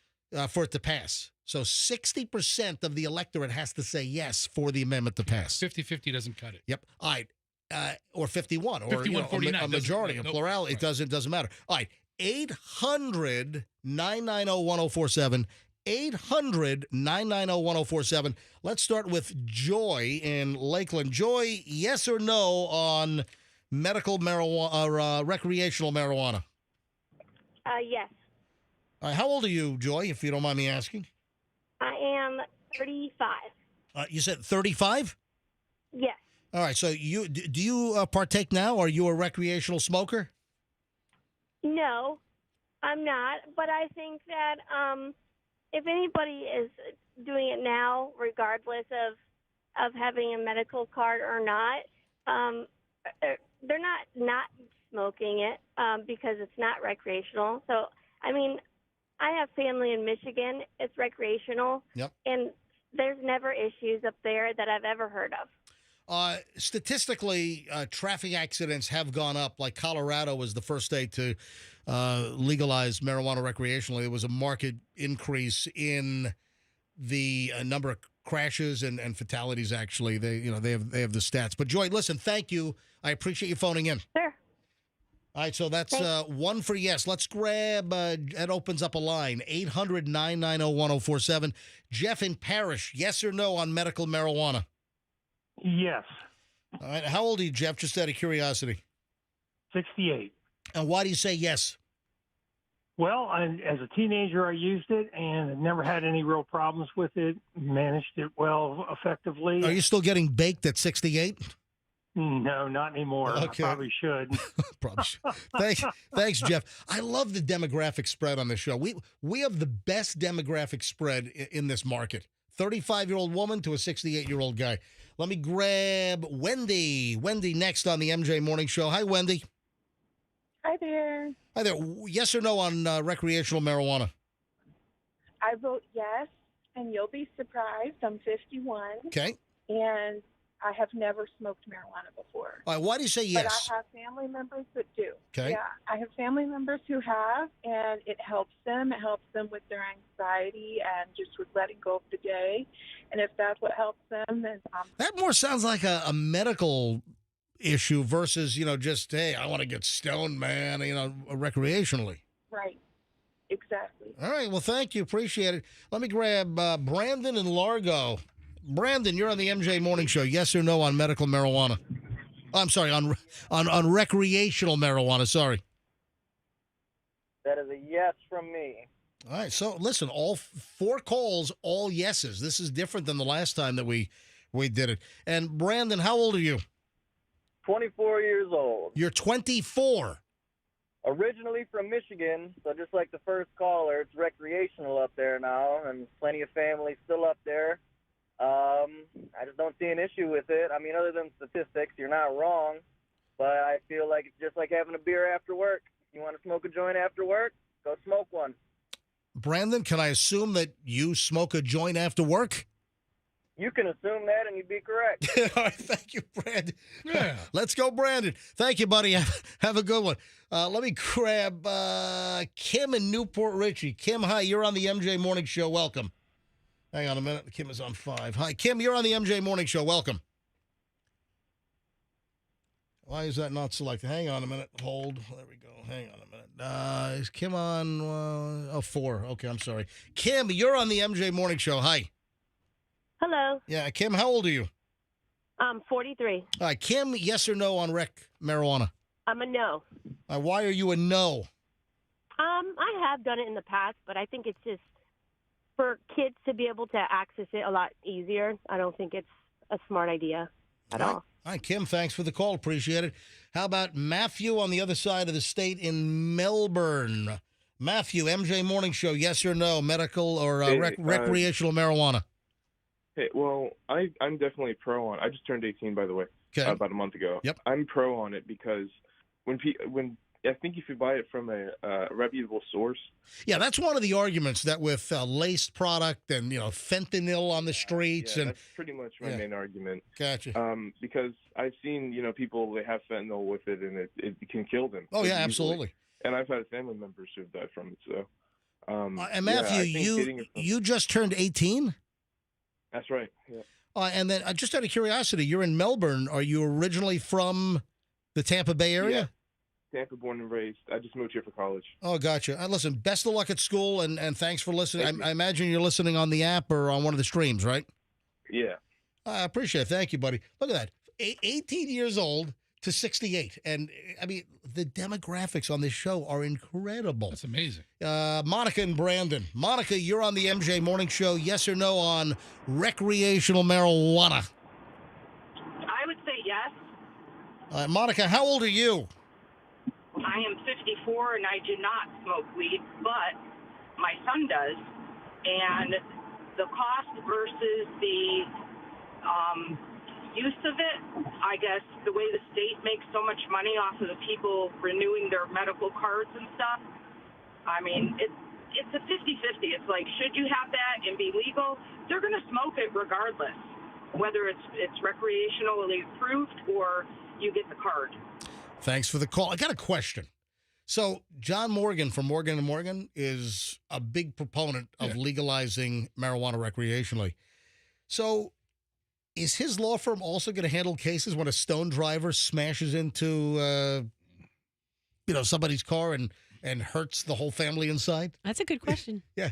Yeah. Is he gonna take those cases? Got both sides covered. Doesn't say what you want. I think the guy's brilliant. He's keeping his pipeline filled. I got to call Stacy Kemp. Stacy Kemp is one of our big sponsors. The Kemp Law Group. Sure. I got to ask Stacy that same question. Kemp Law, accident or fall, you call Kemp Law. All right, let me finish up. How about Keith in Spring Hill? Keith, yes or no on recreational marijuana? Hey, good morning, guys. I'm going to say I'm a no, but I also know that times are changing, right? So more and more people are doing it. But I would say my biggest thing is, people are always saying about drunk drivers and, it's no different than that. But can they field test you like a breathalyzer like they have for alcohol? You know what I mean? Yeah, not yet. See, that's where the tech isn't quite there. Can they blood test? Yeah, they can. But they don't. There's not an accurate actual measurement where in the field they can hit you with a field sobriety breathalyzer or take you back and hook you up to the more, accurate, the Intoxilizer 8000 or whatever they call it now. No, seriously, I'm not making that. That's a real device. It's a real name. That's what it's called? It's like the Intoxilizer 8000 is the unit that when you go to like the police station or the jail, they have one of those units. In the field, they have the handheld breathalyzers. Yeah. All right, so here's the deal. With marijuana, you can still get a DUI with marijuana, and if they suspect that you're stoned and they do a field sobriety test, they have to do more of the physical test. Look at your eyes, heel to toe, and that's the way they're doing it now. There really isn't an instant in the field measurement of the level of stone that you are. Now, so you say, what was your answer? Yes or no? Well, I'm personally a no for it, right. But I know that times are changing and everyone's really Gotcha. pushing. And how old are you?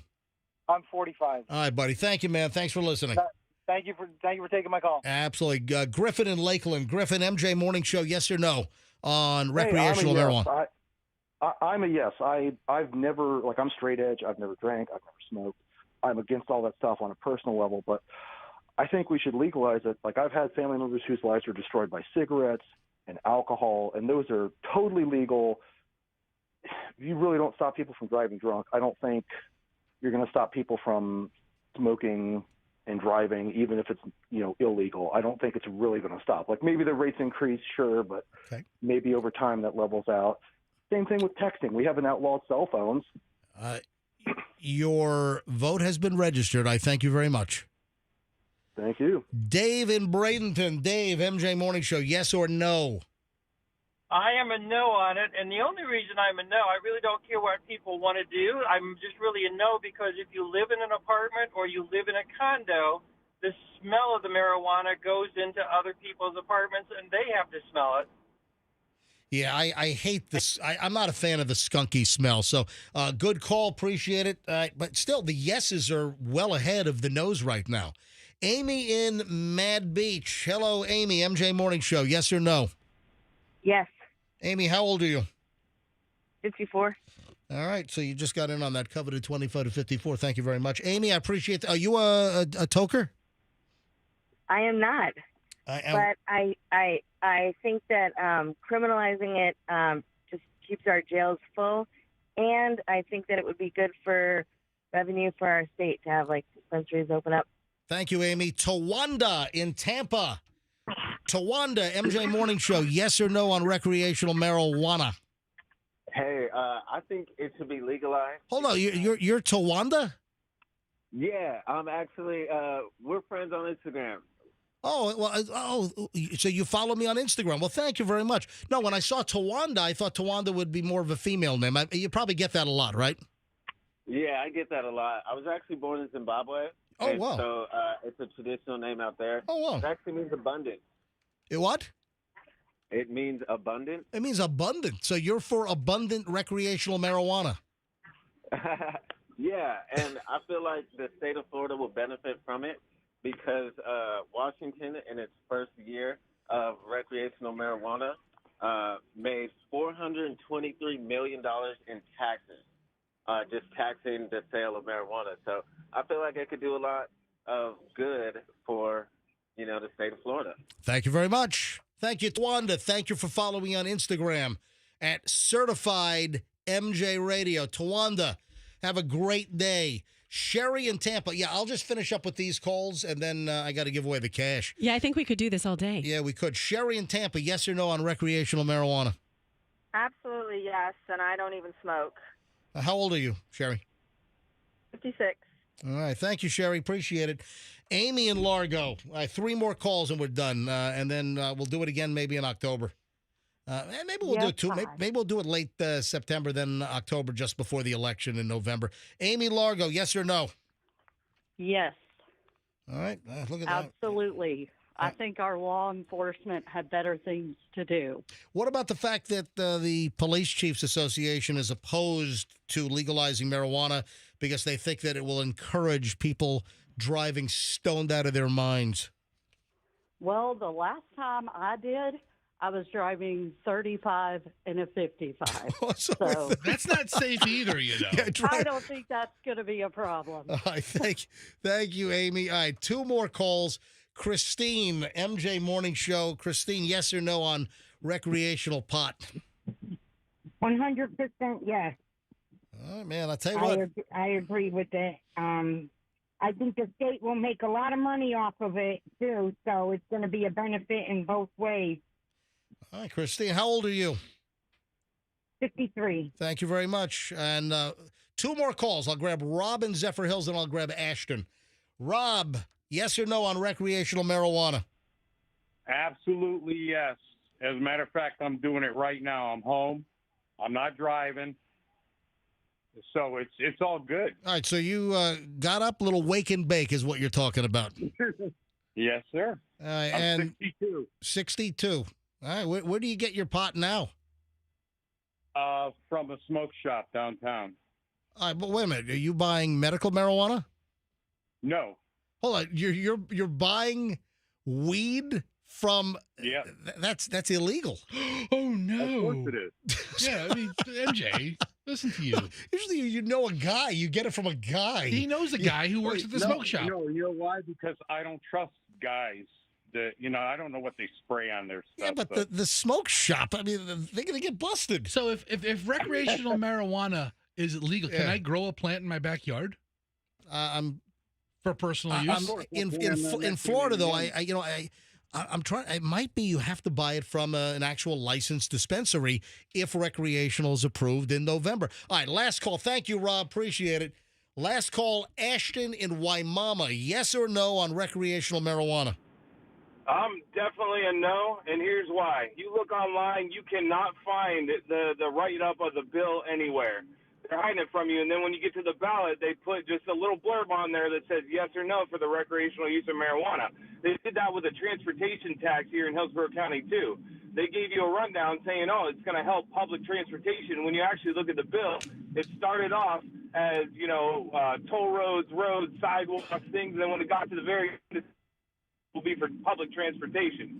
The same thing's going to happen with recreational marijuana. I work in a shop that we sell hemp-derived products. Yep. It's going to kill the little guy, and then eventually what's going to happen is BlackRock's going to come in, buy up all the licenses in the state of Florida. Yeah, private equity marijuana, right? Yeah, they're just going to give it to Trulieve, and it's all going to go to these large corporations. So, yeah, it's going to be an approved source, if you will, but then, of course, the price is going to go up and through the roof because there's no competition at that point in time. All right, Ashton, how old are you? I'm 41. All right, but it also, you have kind of an interest in the fact that you work in a business that sells hemp-derived products, so you think it'll hurt you. All right, thanks for the call. Absolutely. Ashton, thanks for the call. I appreciate it. I have an interesting text, MJ, for vote for no. All right, and then we'll have the tally. We'll have the total, and then we'll give away the cash with the inflation smasher. Don't people realize that their auto insurance rates are going to go up if this passes? I mean, and they're already high. They're already ridiculous. But Yes. what did they say? What their basis is? And are they just assuming that if people accidents are going to increase with stone drivers, and that's going to raise that pattern in other states? Yeah. That's what you said about Colorado or wherever the earlier state Well, was. accidents went up and fatalities went up when Colorado passed recreational marijuana. All right, I'm going to tell you right now, folks, this is a much different vote than last time. Last time it was split. It was if split. I recall. I think it was almost dead even. The yeses and the nos were like dead even. This is like a month and a half ago, maybe 2 months ago. And here we are at the end of August, and the yeses, we had 12 yeses and only 4 nos. So it's dramatic. Really? I felt like we took more calls than that. We took a total of 16 calls. Huh. We just took 16 callers. Yes, Yeah, Andrew. Do you think people who say yes are more passionate about voicing it than people who say no? That's a good point. They've waked and baked. They're up. They're ready to share I their. want all these potheads to know just calling into a radio station isn't actually voting. You actually have to go to the ballot. You have to register to vote and go to the ballot box, either early voting or on election day. You can't just, I called the radio show, so I'm good. Where's my I voted sticker? Fester with the tip of the day. Thank you. These votes, I'm not going to call Craig Lattimore and say, hey, Craig, listen. 12 to 4. 12 for yes, 4 for no. Get started with that. All right, let's. It's not. Latimer, not Lattimore. Craig Latimer. Latimer, All right, yes. let's give away the cash now, and then we'll get back to business. You're not going to believe, the Hawk Tua girl? Who doesn't? Yeah. Hot girl of summer. When did she come to St. Pete? What's her date? Did she not already come? I don't know. Look it up for me. Anyway, guess what the Hawk Tua girl is tired of? Okay, honey. All right, hang on. I'll tell you what the... Listen, and, if it's crotch jokes, they're never going to end, hang sweetheart. on. Also, the Subway franchisees, Subway subs, Subway sandwiches, they're kind of up in arms. I'm going to tell you why in a second. And I know that people are going to say, oh, MJ, you're just jealous. I saw something yesterday involving, radio, podcast, etc. That I'm scratching my head. I'm like, what the living F? All right, hang on a minute. So we've got a lot that we got to get to here in minutes on the MJ Morning Show, and I haven't even scratched the surface. Oh, somebody feels they were robbed outside of a grocery store. You know the groups that sell stuff? Mm-hmm. Like Girl Scout cookies. Don't give too much away. Like Girl Scout cookies. Hold on. A customer feels like they were just like strong arm robbed. All right, hold on. I'll explain in just a matter of minutes. And that's just scratching the surface. Let's give away the cash now with the MJ Morning Show Inflation Smasher. This is as easy as it gets. You call up now. I'll take caller 75. Caller 75 right now. Let's go. 800-990-1047. If you're caller 75, gives a lot of people a lot of time to try to get in. If you're caller 75, you get to play the game. It's the MJ Morning Show Inflation Smasher. We're just giving away free cash to help you out with high prices and inflation. This is as easy as it gets. So caller 75 right now, you get to play. 800-990-1047. That's the number. 800-990-1047. 800-990-1047. Caller 75 right now.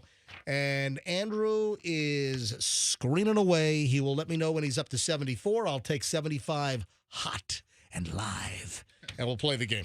A couple minutes ago, you asked when a Tua girl is going to be in the Bay Area. Yep. According to this news article, it'll be this Friday, the 30th.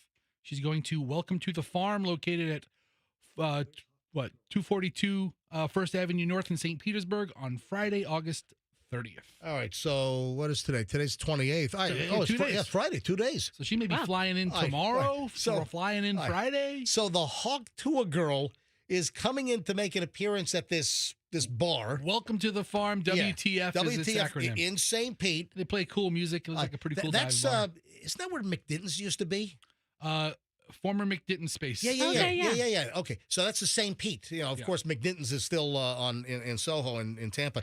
All right, so the Hawk Tour girl who's coming into town and getting paid for an appearance because she is the Hawk Tour girl. Hawk Tour. One move in bed that makes a man go crazy every time. Oh, you gotta give him that Hawk Tour and spit on that thing. You get me?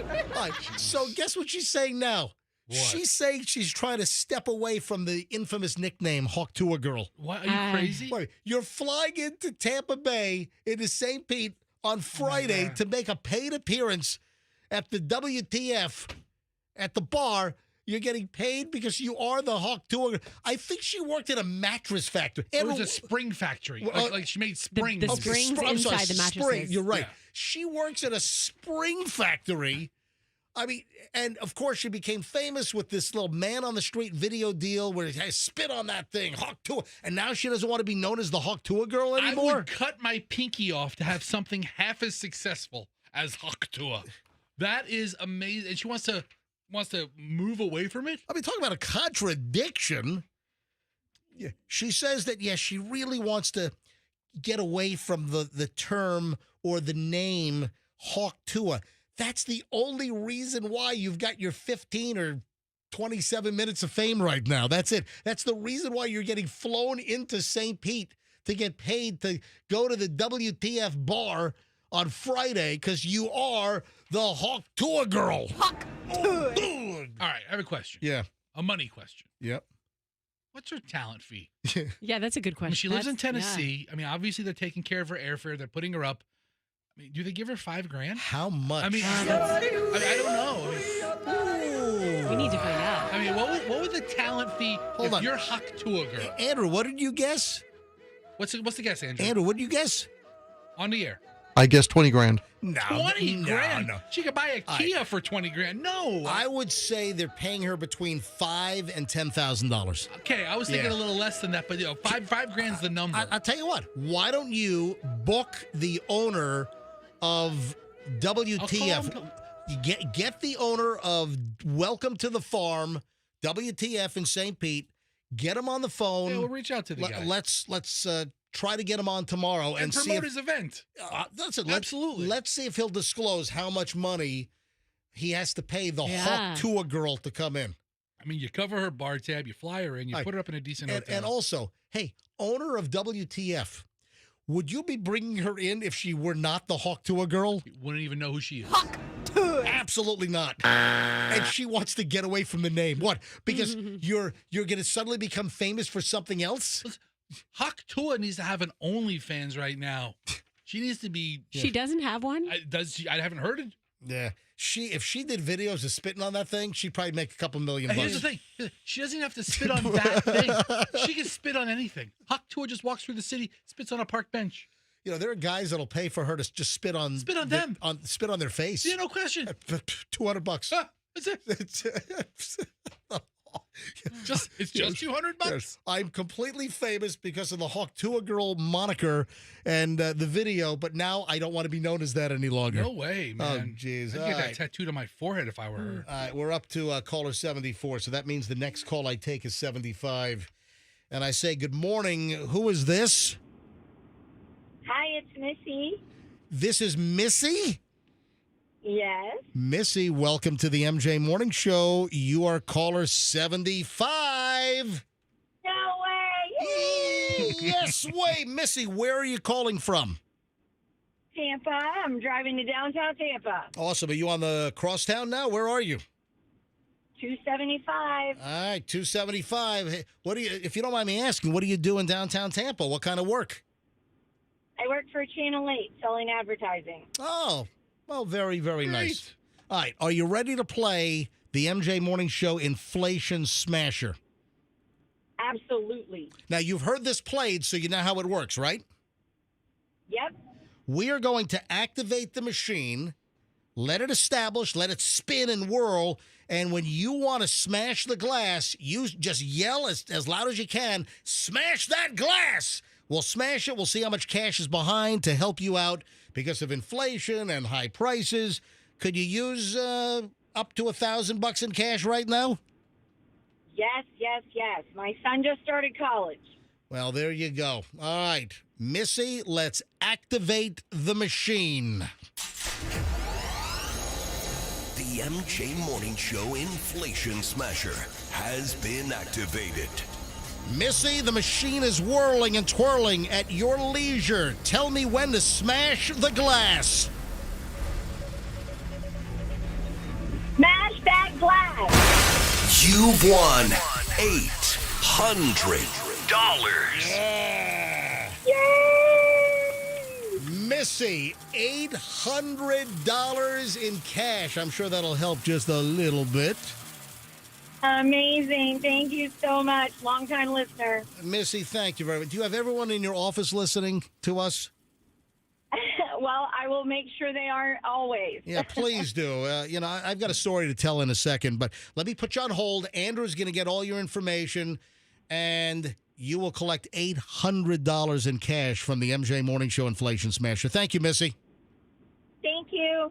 All right, there she is. She's on 4, Andrew. Pick her up and get her inflammation. I tell you what, if Missy wants to listen to us at work, all she has to do is go to the Channel 8 newsroom. Yeah. It's on every day. Yeah. How many There you times go. do we do a story, a quirky story, and then we see it on Channel 8's website or a day later? Isn't that fantastic? Good for her. That's incredible. I mean, Yeah. she works at selling advertising. Yeah, for what? Next. It's Nexstar. Yeah, Nexstar, yeah. So Nexstar owns Channel 8. All right. Speaking of like people listening to the show, and obviously a lot of people listen to the show. There are many more listeners to the show than what is reflected in the official, which is garbage. But there are still a lot of people who don't know we're back. And, I'll give you an example. Went up to Toyota on Dale Mabry last Friday. So one of the winners last Friday was Tony, the hot dog guy. Last Friday, he called in. He was driving. He's a hot dog vendor. He does burgers and Frank's. And he was going to set up last Friday at Stadium Toyota. And he called in. He won, I think he won $700 last Friday. And I decided, hey, I'm going to pop up there. It's Friday. I'm done with work for the week. Fester actually suggested it. Fester was a good idea. It's a really good idea. So you have very few good ideas, but once a year. That's a good idea. So I might have a palatable. I went up and I rolled video. If you want to see me just walking up to Tony in the Toyota parking lot on Dale Mabry and to say, I'm rolling video. Hey, we're going to go surprise Tony right now. And we walk up, hey, Tony, it's MJ. Congratulations. The video is on my Instagram, Certified MJ Radio. That's Certified MJ Radio. So there were multiple Toyota salespeople, and there were Toyota technicians from the service department. Yeah. There was Michael. Michael is a tech, and Michael's like, man, I listen to you every day, MJ. I've been listening to you for years. Love the crew. Love the MJ Morning Show. Aww. And then listen to this. He said, I want to bring you to meet my service manager. So he brings me in, and he said, can you come inside real quick? So I walk into the service department, and the service manager's in his little office in the back, and Michael says, hey, you know who this is? And he's like, yeah, I know who this is. It's MJ. And I said to the service manager, this is at Stadium Toyota, hey, did you know the MJ Morning Show is back every single morning? And he said, I did not. What? Listen, he said, I did not until yesterday. I'm like, whoa, hang on a minute. Yesterday, Hang on. all the days? You found out the MJ Morning Show? We're back almost 4 years. Come October 5th of this year, we'll be back for 4 years. And I said, what do you mean? You just found out yesterday we were back. And he said, I was yesterday years old when I found out you were back. He got an MRI. He's in the MRI tube. And you know how they give you headphones to listen to music or whatever? They were playing the MJ Morning Show in the headphones while he was getting his MRI. And that's how he figured out that the MJ Morning Show was back. Aren't you supposed to hold still when you're in the MRI machine? What if you're like chuckling? That's in there? right. What if you're laughing your ass off? Yeah. Yeah. But so that's the issue that we have here is that we've got a large audience already. We have many more listeners than what the ratings suggest. I just think they're inaccurate. And the the amount of listeners, though, that don't know that we're back is ginormous. It's humongous. The number of people that so we already have a lot of, I mean, you talk to my sponsors, you talk to the clients that I do live commercials for, and we blow the doors down with response. And the amount of listeners that we could gather and garner, the folks that don't know we're back, we could, I don't know, triple the audience. I mean, the upside for us is dramatic, and I hear about it all the time. I didn't know you were back, or well, you're back, really? But then I'm in Walmart just walking around, and I have 5 people that say, MJ, listen to you every day, love the show, blah, blah, blah. And, it's, listen, we always want more, and the potential for growing the audience even more is even greater. So there you have it. MRI the day before I walk into his service department is when he found out we were back after nearly 4 years. Is that incredible? Incredible. Unbelievable. Hey, what is tip baiting? Do you know what this is? This kind of sucks. What is tip baiting? Do you know? No, I mean, I'm just thinking when you and dangle something to try to get a tip. Oh, I thought you were going to roll in like a master joke or something. All right, so tip baiting. Go ahead. Yeah, you dangle. There's some. How? In what context, though? How? Maybe you dangle. Okay, the tip is supposed to happen after service. So this is you acting like I'm going to give you something if you give me a good tip. Yeah, but in what context, though? I don't know. What could it be? Is this something? I think I read an article once about people who DoorDash or what's the food one called where they go with like the grocery stores and get all your food, and you put this job out there and you say, guys, there's a $10 tip on this deal, and then they'll fill your order, and then you change it at the last minute and you drop the tip. Bingo, cheesehead. I read an article about this once before. It really is unfair. All right, hold on a sec, because Chloe, I think, is walking into work now. Is she a tip baiter? Wait, hang on a sec. Chloe just texted me, I just passed Missy in the car. Missy, the winner, Channel 8 winner? The winner that just won the MJ Morning Show inflation smash. Hold on. That's matrixy. Listen, hang on. Good question. Does her license plate say Missy on it? Yeah, how did she know Missy? Andrew just said in my ear, how the hell would she know that? All right, hold on. Was Missy Does she know Missy? Blasting her radio on the playback? Hold on. I won. She's sticking her head out the window. Listen to me. Listen to me. Back to tip baiting in a minute. How the heck would Chloe... Hello? Hello? Chloe? Yes. What do you mean you just passed Missy, who just won the cash with the inflation smasher in the car? Bro, it was a joke. We were on the same, she was on 275, and I was on 275 as well. Oh, well, okay. Chloe, the point of jokes should have some degree of humor or comedy or some payoff. I see it now. Faster. And by the way, while I have you on the phone, thanks for the throwback or I mean, we got to come up with a name for it. Chloe hit me with another one of those throwing something I said to her, throwing it back in my face yesterday.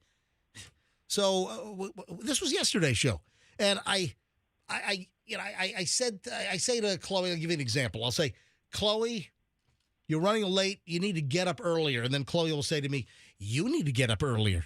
And it's whatever. I don't know if this is a Generation Z deal, but Chloe, whatever I say to her, she'll throw it back at me. The latest episode was last night, and Chloe, I took a little nap on the couch, and I wake up, and Chloe fired up a whole package of Rumo rigatoni, great pasta, Rumo rigatoni. It's a good bronze dye Italian pasta. So Chloe fired up Rumo pasta, and then she concocts this sauce. She puts in some olive oil, pepper, lemon juice, and I take a taste of this. I'm like, Chloe, this has like no flavor. And I said, Chloe, you need to put more salt in this. And then Chloe says to me, you need to put more salt in this. I mean, what? The comeback doesn't always work. Yeah, but I'm tired of it. Chloe, where did you come up with this? Whatever I say or whatever your mom says, you throw it back at us. I told you I started it. I don't know why or how, but I just thought it was funny. I don't think you started. I think somebody told me that, like, Silent Bob and Jay and Okay, well maybe Jay and somebody else Silent- somewhere is doing it. Yeah, I They've think- been around for 30 years. Yeah, I think they might have done it or something. Who the hell knows? Can you think of I'm it? not saying I invented it. All right, can you think of any of the other examples where I'll say something and you just like totally throw it back at me? No, I'll try to think. But it's just funny to annoy you, and Mom will do it too, and so that's funny. Yeah, it is funny to annoy him. You are correct. Yeah, like we'll do like D's nuts jokes, and like I they guess- won't even make sense. Yeah, if I hear another D's nuts jokes from my two kids, I mean, it's been going on for 10 years Yeah. now. It's like, oh my God. These nuts stands Stop the test it. of time. Like, Chloe with when she was studying for the LSAT, I would say, Chloe, turn the TV off and go study for the LSAT. And she'll say, you turn the TV off and go study for the LSAT. Uh-huh. That's I'm like, that's a derivation of I know you are, but what am I? That's a good point. Yes. All right, True. Chloe, are you at work? Yes, I am. All right, well, you better get working then at the state attorney's office for Hillsborough County. That's where she's working for the next year or so. Are you All right, working you with? better go start working. All right, at the state attorney's office. goodbye. Yeah, were you working for Mr. D's today? Goodbye. Yeah, yeah. Now, so Chloe, if you don't know, Chloe is a legal assistant, and she'll be doing it for a little over a year. And then the plan is that next fall, she starts law school. She'll start applying in the next couple of weeks. I'd like to say Cooley Law School is accepting applications now. It's a big school. What do you know about Cooley? Now, Chloe's got a good score. Chloe's in the 160s. So, Nice. yeah, with the LSAT, I don't know if she's happy that I told her. But listen, she should be able to do a good top 50, maybe even a top 30, top 25 law school. 160s is my bad cholesterol. No, what? No, 160 is not bad. No, not total cholesterol. This is my bad cholesterol. All right, so back over to LDLs. Back over to the tip baiting. Yeah, this kind of sucks. Listen, I don't use Uber Eats. If you're that kind of gig worker where you rely on your phone Yeah. to see jobs come in, and it posts what the person wants and what the pay is going to be, and then what the tip is, and the tip is sometimes the determining factor as to what job gets put to the front of the line. If you want to get your delivery more quickly, leave a nice tip. The tip baiting this is really bad. It's when somebody dangles a big tip. So the person takes the job and they do the delivery, and then the tip gets yanked out from under them like a rug. They amend it before it's completed. Yeah, and the person drops it off and doesn't see it. Yeah, before you complete everything, then you dangled a huge tip. So the story that I saw was an Uber Eats driver got really pissed off because the customer placed a $143 order, which included 5 cases of water. So here you got an Uber Eats driver. Sounds like it's a grocery deal or whatever. And so you got the Uber driver breaking their back with 5 freaking cases of water. And there was a huge tip. The tip was a $21 offered tip up front. And guess what? After it got delivered, a $143 order, Uber Eats, the tip was reduced to bubkus. 0. That sucks. Man, that's harsh. If I'm not encouraging any felonious behavior, but I would take my Uber Eats vehicle and I would ram it through their freaking garage, or at least take out their mailbox or something. Here's the goal. I do donuts in their yard. The people who tip bait, take the tip away, they know where you live. I mean, if they wanted to exact any revenge at any point in time, they know an awful lot about you. And if you do it over and over and over Seriously, again, that makes you a master tip baiter. I mean, you're so good at it. Master tip baiter. Yeah. Listen, you'd an be expert at it. You'd be an expert. Yeah. You're like a PhD of tip baiting. Yeah, if you're gonna get a big tip, that's all you need. I mean, sometimes I would work just for tips. Mm-hmm. Subway. That never works out, by the way. Subway, the sub sandwich place, Subway. A lot of competition in the sub business these days. The chains, the local places. So there's a lot of competition. So Subway, who I believe they still have the record for the most locations worldwide of Physical locations, any restaurant or fast food chain or whatever. Subway, I think, takes the cake, internationally, just an enormous number of these Subway locations. And a lot of the stores have been suffering. Sales were down. They spent a veritable fortune. Derek Jeter, Steph Curry, Tom Brady. All of the celebrities they hired to promote the revamped menu and everything. So they had to pay a fortune in endorsement fees. They paid a fortune in all the TV commercials and advertisement they did. And sales still kind of lackluster. I think they became like the official sandwich of the NFL, where they got all these players. They spent a fortune. Yeah. And the company was just sold for like $8 billion. Wow. That was just consummated in the last year. But the sales have been going down since they got rid of their $5 foot long. Hey, bring up a commercial. Bring up one of the old commercials. And that goes back, like 10, 12 years ago. I'll bring up an old Jared Fogle commercial if you want to know what That's when they were really is. That's when they were really rolling, though, right? They loved Jared until they hated him. Yeah, they loved Jared until he was all porned up good and trying to pick up 15-year-old girls and during his promotional travels or whatever the story was. All right, so here's the situation. Sales have been going down at Subway, and part of it is that there's too many locations. You'll have a Subway on one corner, and then, a half mile down the road, there's another Subway. But that jingle, man, remember the $5 foot-long jingle? $5 foot-long. Remember this?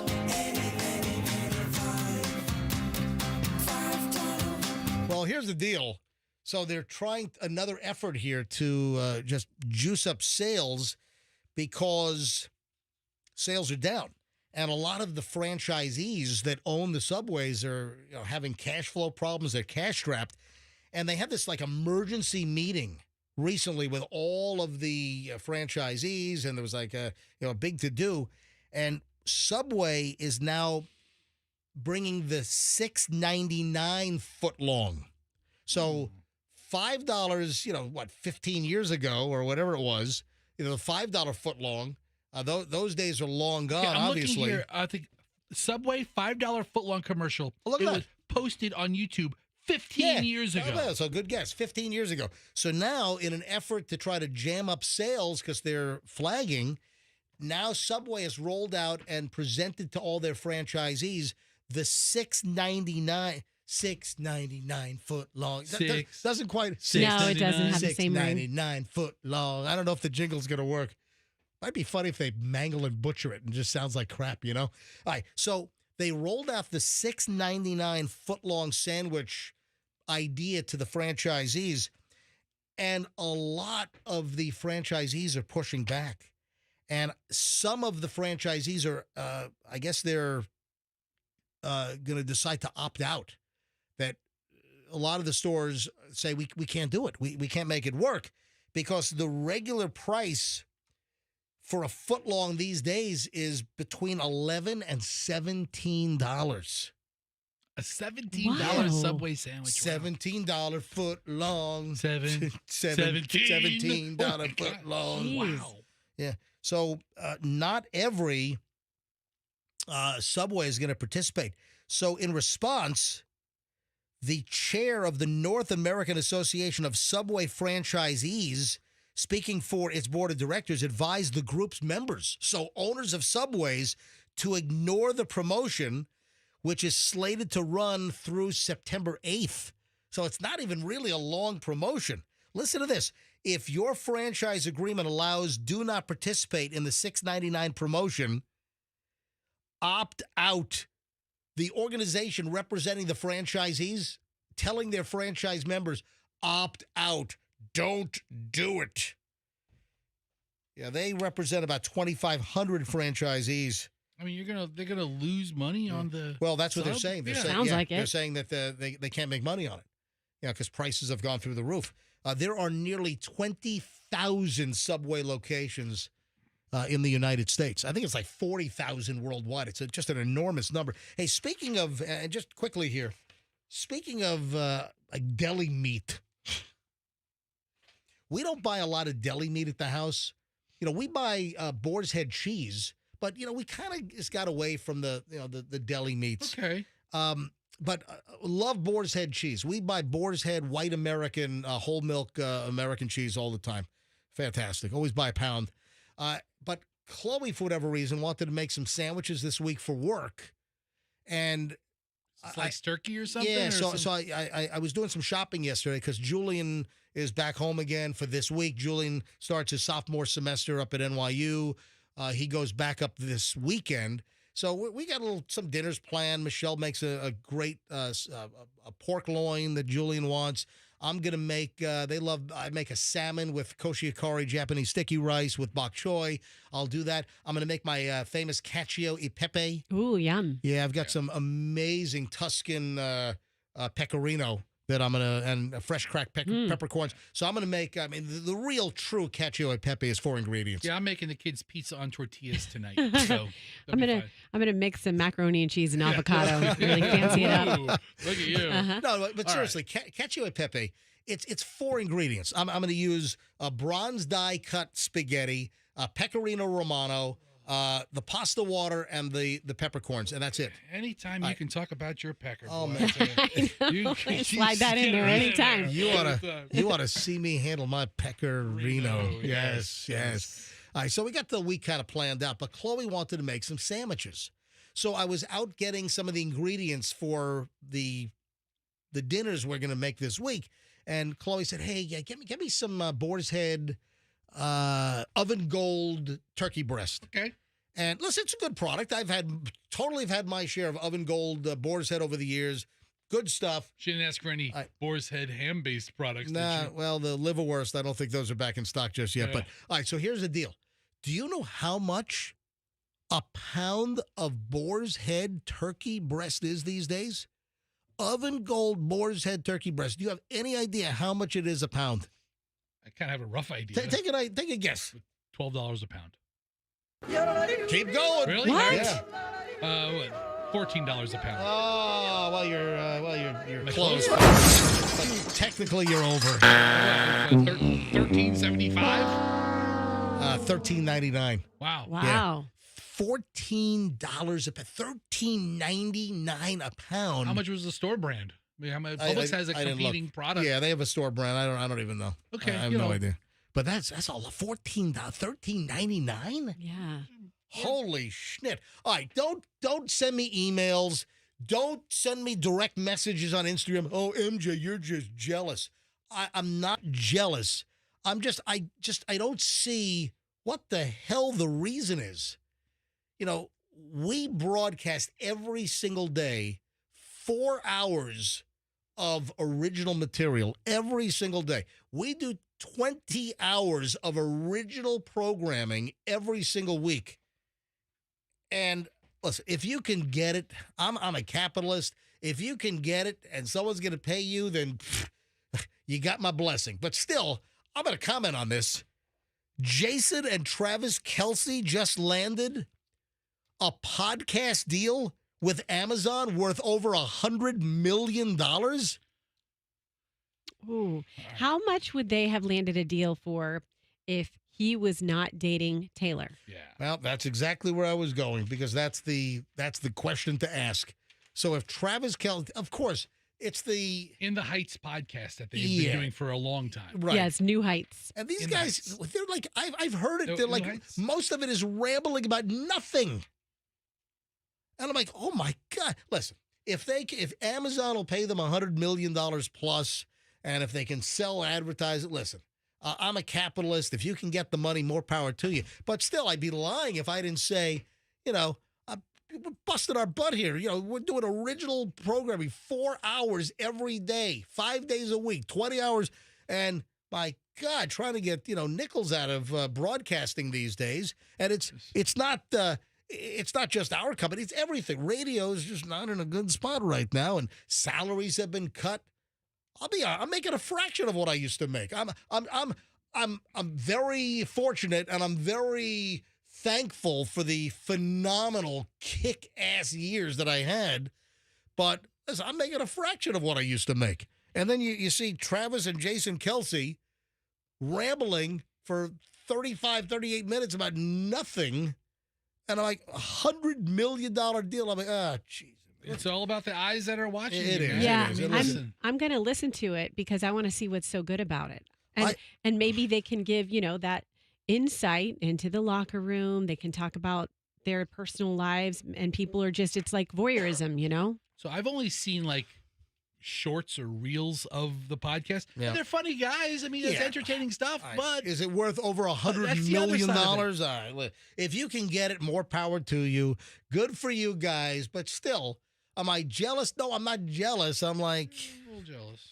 Okay, maybe a little. All right, maybe a little bit. Little jealous. Maybe a little teeny weeny. I'm jealous. I'll be honest. A little teeny. At 8:51 at the MJ Morning Show, we have an hour to go of our original content. All right, when we get back, I got to go to phones on something. Do you know there's a, and I've been sitting on this, and I was going to do it yesterday, but our phones were busted. There's a shortage of referees in the Tampa Bay area for the kids' games. Do you know that? I was not aware. And listen, we've been talking about the problem for years, and it's just, I guess, getting so bad. And then also, woman claims that she was robbed by the Boy Scouts. The Boy Scouts? All right, hold on a minute. All right, you got to hear this. We'll get to that coming up in a minute. Oh, the latest porch pirate story. We'll get to that coming up. Also, believe it or not, 2 country stars in the news this morning, and we don't do much country stuff around here. Anyway, we're packed, and we got about an hour to go. Next on the MJ Morning Show here on Q105, do not move. Take us into the office. Stream us on your phone. We're on all the apps. MJ Morning Show, Q105 Tampa Bay. Fire up our website, mjmorningshow.com. Upper right-hand corner, there's a little red button that says Listen Live. You can listen on a computer or whatever at your desk, at work. So many ways to listen to the MJ Morning Show when you get to work every day. All right, 8:52, and we're packed next. So whatever you do, don't leave us. Let's talk about your next vehicle.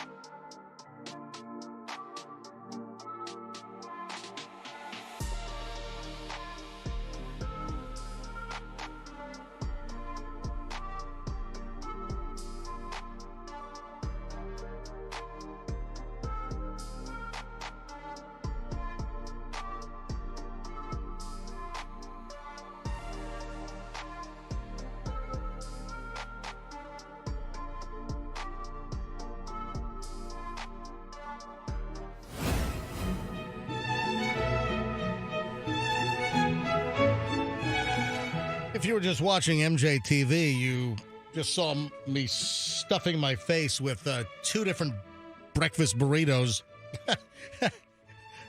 So who sent me the email? Was it David or Greg? David, come on around to microphone number 2. That is the Froggy Memorial mic. Oh, Froggy, we miss Froggy. Yeah. Anyway, so thank you. You sent me an email. MJ Morning Show listener and For David. many years. So David, you're one of the. I'm the regional restaurant leader for the Florida market. Gotcha. And so a lot of people notice 7-Eleven is behind Laredo Taco. Correct. Wow. And Well, no, Laredo Taco's behind 7-Eleven. Okay. Okay. So as part of 7-Eleven's core company. Gotcha. And Laredo Taco just brought in breakfast for like the whole facility, not just the MJ Morning Show. You guys brought in enough for like everyone. Try to take care of everybody. We got every other radio station is pilfering off our deal right now in the kitchen. Yeah. So. Which is fine. That's what he said. He came, he called, we exchanged text messages, and he's like, I'd like to bring you guys breakfast. I'm like, look, we have 4 radio stations here, so unless you're bringing how many? We have 4 live morning shows. Yeah, we have 6 radio stations. Okay, well, one of them's run by a computer, and the other one has a juggling monkey in there. So we have 4 radio stations that have live morning shows here with staffs. And it's like, hey, listen, we got a bunch of people. And he's like, no problem, I'm feeding everybody. Yeah, that's so nice. So Laredo Tacos. And listen, I'm happy to assist and feed the other morning shows in the building here. Yeah. So Laredo Tacos is inside 7-Eleven. Right. So you go to a 7-Eleven location and they have like a section that's all this a full-fledged restaurant. Amazingly fresh yeah. Mexican inspired food. Yeah, so I just had the Mexican burrito. I had the bacon, egg, and cheese. What is the little biscuit that I just had with the sausage? That's called Banana Run. That was good. It's a puff pastry with sausage and egg wrapped around it. Hey, thank you very much, Laredo Taco, for bringing us breakfast this morning. Pleasure. How many areas in the Bay? How many locations in the Bay Area? In the Bay Area, about 23. State of Florida, 35, with 4 more being built. So check your local 7-Eleven for Laredo Tacos. And also Raise the Roost is a part of our concept. Oh, cool. That's a new fried chicken concept. Really? Just coming. Wow. They'll be in about 6 months with fried chicken. Chicken space is getting busy. Yes, lots of chicken. Challenging PDQ. Yep. Thank you, man. All right, thank you, guys. Appreciate you having you in. Thank you. Thank you. What a good score, Fester. I know, right? Yes. Well, the guy come in all the time. David sent me the email, said, "Hey, big listener, would love to bring in the Laredo Taco breakfast." And I said, "Sure." I handed the email to Fester. I said, "You coordinated." Nice to meet you, Greg. You want to take a shot? You want to take a picture? No, I told him to take a picture of my phone number so I could come by and get more Laredo Taco later. I said, send me a text. This is some pretty damn good stuff. This is self-serving for Fester. All right. All right. Hey, thank you, buddy. Thanks, Greg. Have a great day. So Greg comes up to me. He's like, I've been listening forever. I'm like, well, thanks. He goes, I love when you were talking about Amber Heard and Johnny Depp. I'm like, holy crap. Oh, that was good stuff. You have been listening for a long time. Yeah, the Amber Heard thing. Remember Amber Turd? Oh, that was remember the classic pooping in the bed stuff. Yeah. I mean, that was comedy that wrote itself. I miss Amber Heard and Johnny Depp. Yeah, can we bring her back with a new turd incident, please? Please. Come on, let's bring There's her back. nothing like that. How did she never open up an OnlyFans? I don't know. That's a good because she point. did have some financial troubles at one point. This woman claims that she was strong arm robbed by the Boy Scouts. Really? Well, not really. Listen, I was a Girl Scout dad. I was a Boy Scout dad. I took Julian to the Boy Scout meeting, Cub Scout, Boy Scout. I took Julian to these meetings for many, many years. He loved it. I love the organizations. The Girl Scouts. Michelle was very involved with the Girl Scouts. Michelle started an all-new South Tampa troop because everything was full. So when Chloe wanted to join the Girl Scouts, it turned out that every local Girl Scout troop in South Tampa was full. And they couldn't take any more because it was Chloe, and then Chloe had 3 or 4 friends in the neighborhood. So Michelle, when Chloe was younger, Michelle went ahead and went to the Girl Scout Council locally, and she became a Girl Scout mom. She started an all-new troop number in South Tampa. She had 14 girls. Because there were a bunch of girls looking for. So look, I have respect. The Girl Scouts were great for Chloe. The Boy Scouts and the Cub Scouts were great for Julian. I mean, I did probably 3 or 4 campouts at Camp Broreen up in Odessa? Yeah. I mean, I pitched a tent and slept in a tent overnight on the floor of the forest. All right, so don't tell me I don't. But the deal is, this lady's complaining about the popcorn, and we did it. We sold the Girl Scout cookies for Chloe. The Girl Scouts sell cookies, the Boy Scouts sell popcorn. And then Julian sold the popcorn. Is this true? The popcorn is now $25 a bag? All right. Oh, my gosh. Listen to this woman. This woman claims that she was robbed. Oh, I don't want to. That seems a little excessive. I don't want to take anything away from the Boy Scouts. Hey, Girl Scout cookies are like $6 a box now. Yeah, they're getting up there. And the cookie boxes are getting smaller and smaller, and the price is getting bigger and bigger. There's a little shrinkflation going on there. And Leon's getting larger. Yes. Dude, look, I'm on their website right now. S'mores popcorn, $30 a bag. $30 a bag. S'mores popcorn is $30 a bag. Salted caramels, $25. $25 for a bag of popcorn. Jeez. And folks, this is not a bag that goes into like a 55-gallon trash drum. This is like the size of like a bag of like Lay's potato chips, like the large, the family size or something. But a bag of popcorn for I realize it's a fundraiser. This is a 7-ounce bag. 7 ounces of popcorn. Includes one 7-ounce bag of s'mores popcorn. $30? All right, listen. Listen to the woman, and she just left like the supermarket parking lot. Her husband's driving, and they were hit up by the Boy Scouts on the way out of the supermarket to buy the popcorn. So I'm pretty sure I just got robbed. Oh, my God. She got taken to the cleaners. Oh, my God. I'm pretty sure I just got robbed. So I'm pretty sure I just got robbed at Lowe's because they were selling popcorn when we were coming out. So anyway, so I'm like, yes, I'll buy a bag of popcorn. And so I pick out this one. You see how big this is? It's like the size of a regular bag of chips. And they're like, that'll be $25. 25 doll hairs for this popcorn. I don't know what they're paying for it. I hope they're not paying much. I would have made a donation and felt better about it than just getting this bag of popcorn for $25. Now I just felt like I overpaid. Yeah. So she said that she was coming out of Lowe's. You know, a lot of times they set, I've seen them outside of like Home Depot, I think. And so, again, I'm coming from the position that I was a Cub Scout, Boy Scout dad. I took Julian to many meetings over the years. A little uniform, all that stuff. Yeah. Yeah. And we sold the popcorn with Julian to raise money. So, but how much was a bag back then? $10? It might have been. But $25, $30 for a bag of popcorn? My God, that's why she said. So I'm pretty sure I just got robbed. So she was leaving Lowe's. You know, they set up outside of supermarkets and, you know, Walmarts. I've seen them, I think. And she thinks she got robbed. I definitely got robbed, but it's fine. It's for charity. And I didn't even get the receipt. Boy Scout. I was just like, whatever. I don't need a receipt. I don't need a reminder that this was a terrible choice. No receipt needed. Thank you so much. Okay. Well, I'm going home now because I can no longer. That was all of my, what do you call that? What kind of income? Disposable. Passive income? Yeah, your liquid income. Yeah, that was all my, no, I don't remember what the word is. That was all my extra funds for today. $25 on this. So, just kidding, we're going into Target now. There better not be anybody selling outside Target. There better not be anyone selling bleeping stuff at Target. MJ, here's the thing. Last year, there was somebody I work with at the RV place, and they were coming around trying to get their set with their kids to sell cookies for Girl Scouts. Yeah. And another employee said, you know what? I'm not buying it. I'll make a donation to your troop so you get all the money, but the girls only get a small percentage of that $6 box. Yeah, that's true. And even this $30 bag of popcorn, the company that manufactures the popcorn is probably getting paid quadruple what they would in the storefront. And then the Boy Scouts are getting maybe $5 a bag. Yeah, I think you're right. Yeah. You know, so it's a rip. I mean, the cookies aren't that good to know that the Girl Scouts are getting pennies on each box. Yeah, I'm trying to call Michelle here quickly. Hello. Hey, sweetie. When you were Girl Scout mom, how much were the Girl Scout cookies a box back then? Like, were they $4 or $3.50? No, they weren't $4 yet. They were like maybe $3.65 or $3.50 is a nice round number. Yeah, so $3.50 or so. Yeah. How much did your troop get for every box sold?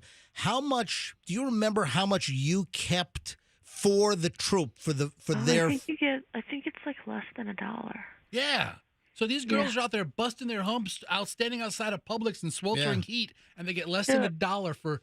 Maybe now it's over $1, seeing as how the box is $6. I doubt it. And then no, but then the local council gets like $1. All right, so the local council gets money, and then the individual And the troop gets money. Money. But still, it was only like It's a significantly small fraction, but don't let that discourage you from buying the cookies because it does fund. The council gets the money, Yeah. and they do have to pay for the cookies. Are you listening now? Did you hear the lady saying that she was robbed by the Boy Scouts? No. Okay, all right. Well, hold on. And listen, Julian was in the Cub Scouts, and I did a lot of activities with him. And listen, I like the Cub Scouts and the Boy Scouts, and we love the Girl Scouts. But this woman, she paid $25 for a bag of popcorn. Well, the popcorn from the Boy Scouts is expensive. Remember? Yeah, but I thought it was. But they only do I think like one fundraiser, and it is expensive. But it goes to a good cause. The boys are learning how to, manage money, and it raises money for their organization that funds then their activities and the camping that you went on. You didn't have to pay anything to go to that camp. That's true. Camp is completely free. Okay, Boy Scouts, Cub Scouts. Today we're going to learn the word usury. No, I'm kidding. Okay. All right, hold on. All right. Don't rain on these people. I know. Listen, I was a Cub Scout dad. I know I did this, but listen to this woman. She and her husband were in Lowe's, and they come outside of Lowe's, and the Boy Scouts are set up selling the popcorn. Listen to her. So I'm pretty sure I just got robbed. She says, because the bag of popcorn, the salted caramel, was $25 for a little 7-ounce bag of popcorn. And the s'mores is $30 a bag for 7 ounces. Michelle, scouting is great, whether it's boy or girl. And the kids, get a great foundation. It's expensive. But that $25 for a bag, that seems a little high. But you have to think about you're not paying. You're missing the point. You're not paying for the product. Okay, it's a fundraiser. They are raising funds for their organization and their activities. You're actually paying for that child or that participant to be able to, do activities and go on camping trips. I get it. No, you don't. You don't. No, I do. I went on camping trips. You're not getting enough. You're not getting enough product for your money, and that's not what it's about. That is not what it is about. All right. I understand. But this. No, you don't. Yes, no, you don't. Yes, I do. I'm going to give you a little lesson when you get home. I do. Ooh, you promise? Oh, yeah. You're not going to like it. Actually sounds really hot. You ought to see her black leather platform heels and her flogger. And you ought to see Michelle in her tight rubber latex corset. I don't own anything like that. Corset, whatever. Yeah, you borrow it. I'm kidding. I'm joking.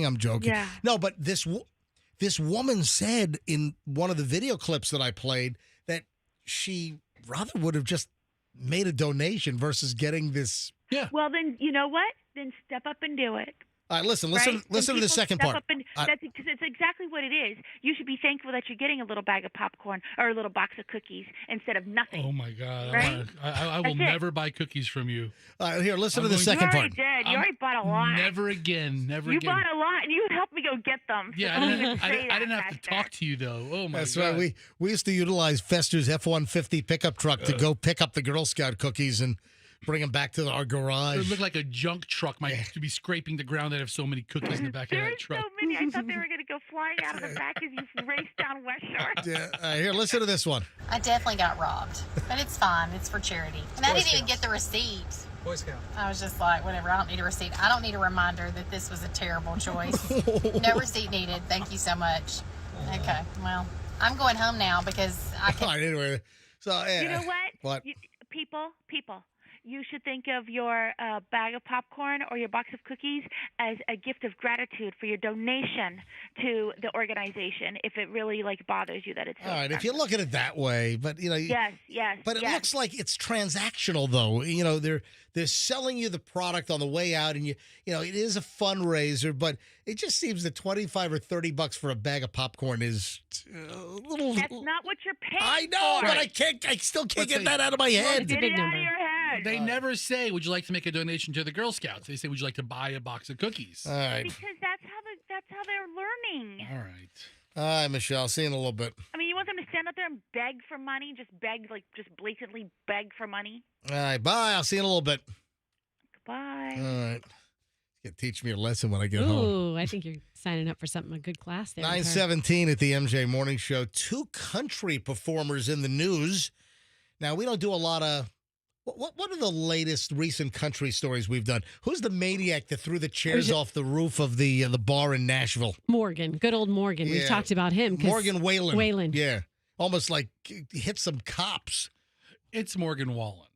What'd I say? Whalen. He said Whalen because he's whatever. Whalen and he's singing. Whalen. You said Whalen. Yep. I don't claim to know jack crap about country, except tumble out of bed and I stumble to the kitchen, pour myself a cup of ambition, yawn and stretch, exactly. and try to keep Come alive. All right, so the first one is Scotty McCreery. He was on American Idol. That's where he got his start. Oh, really? I remember him from one of the earlier seasons. Scotty McCreery, cowboy yokel, in the crowd beating up on his woman. Wow. And he stopped the show.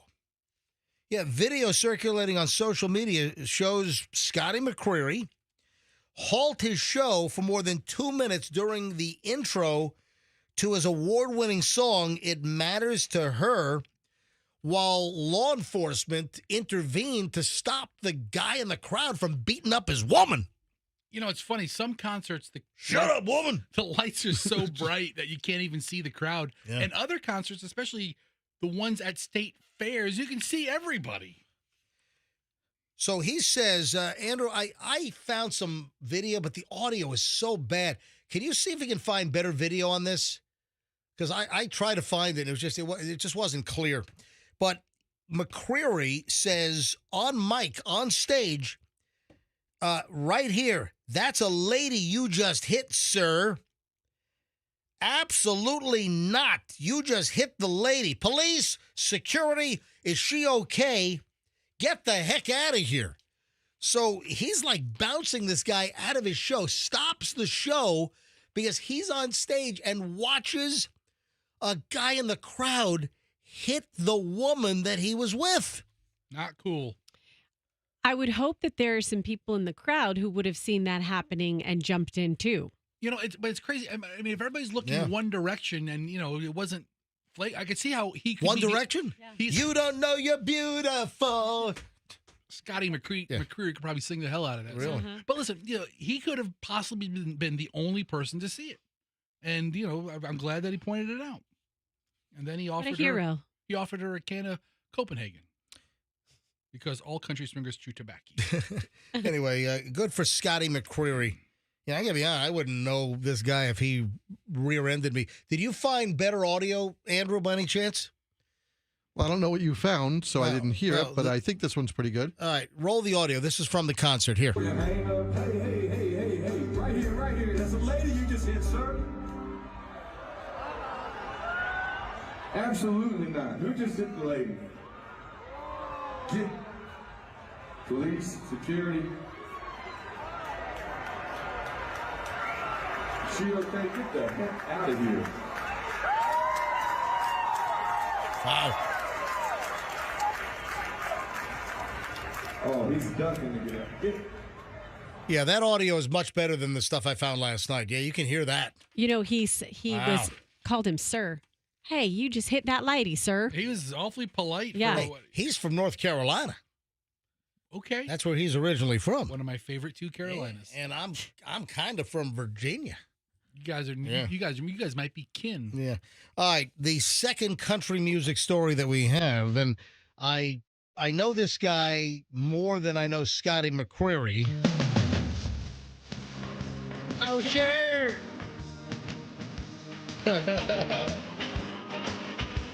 Of course, that's Waylon Jennings. No, I'm kidding. It's Kenny Chesney. Yeah. Right. So why is Kenny Chesney in the news?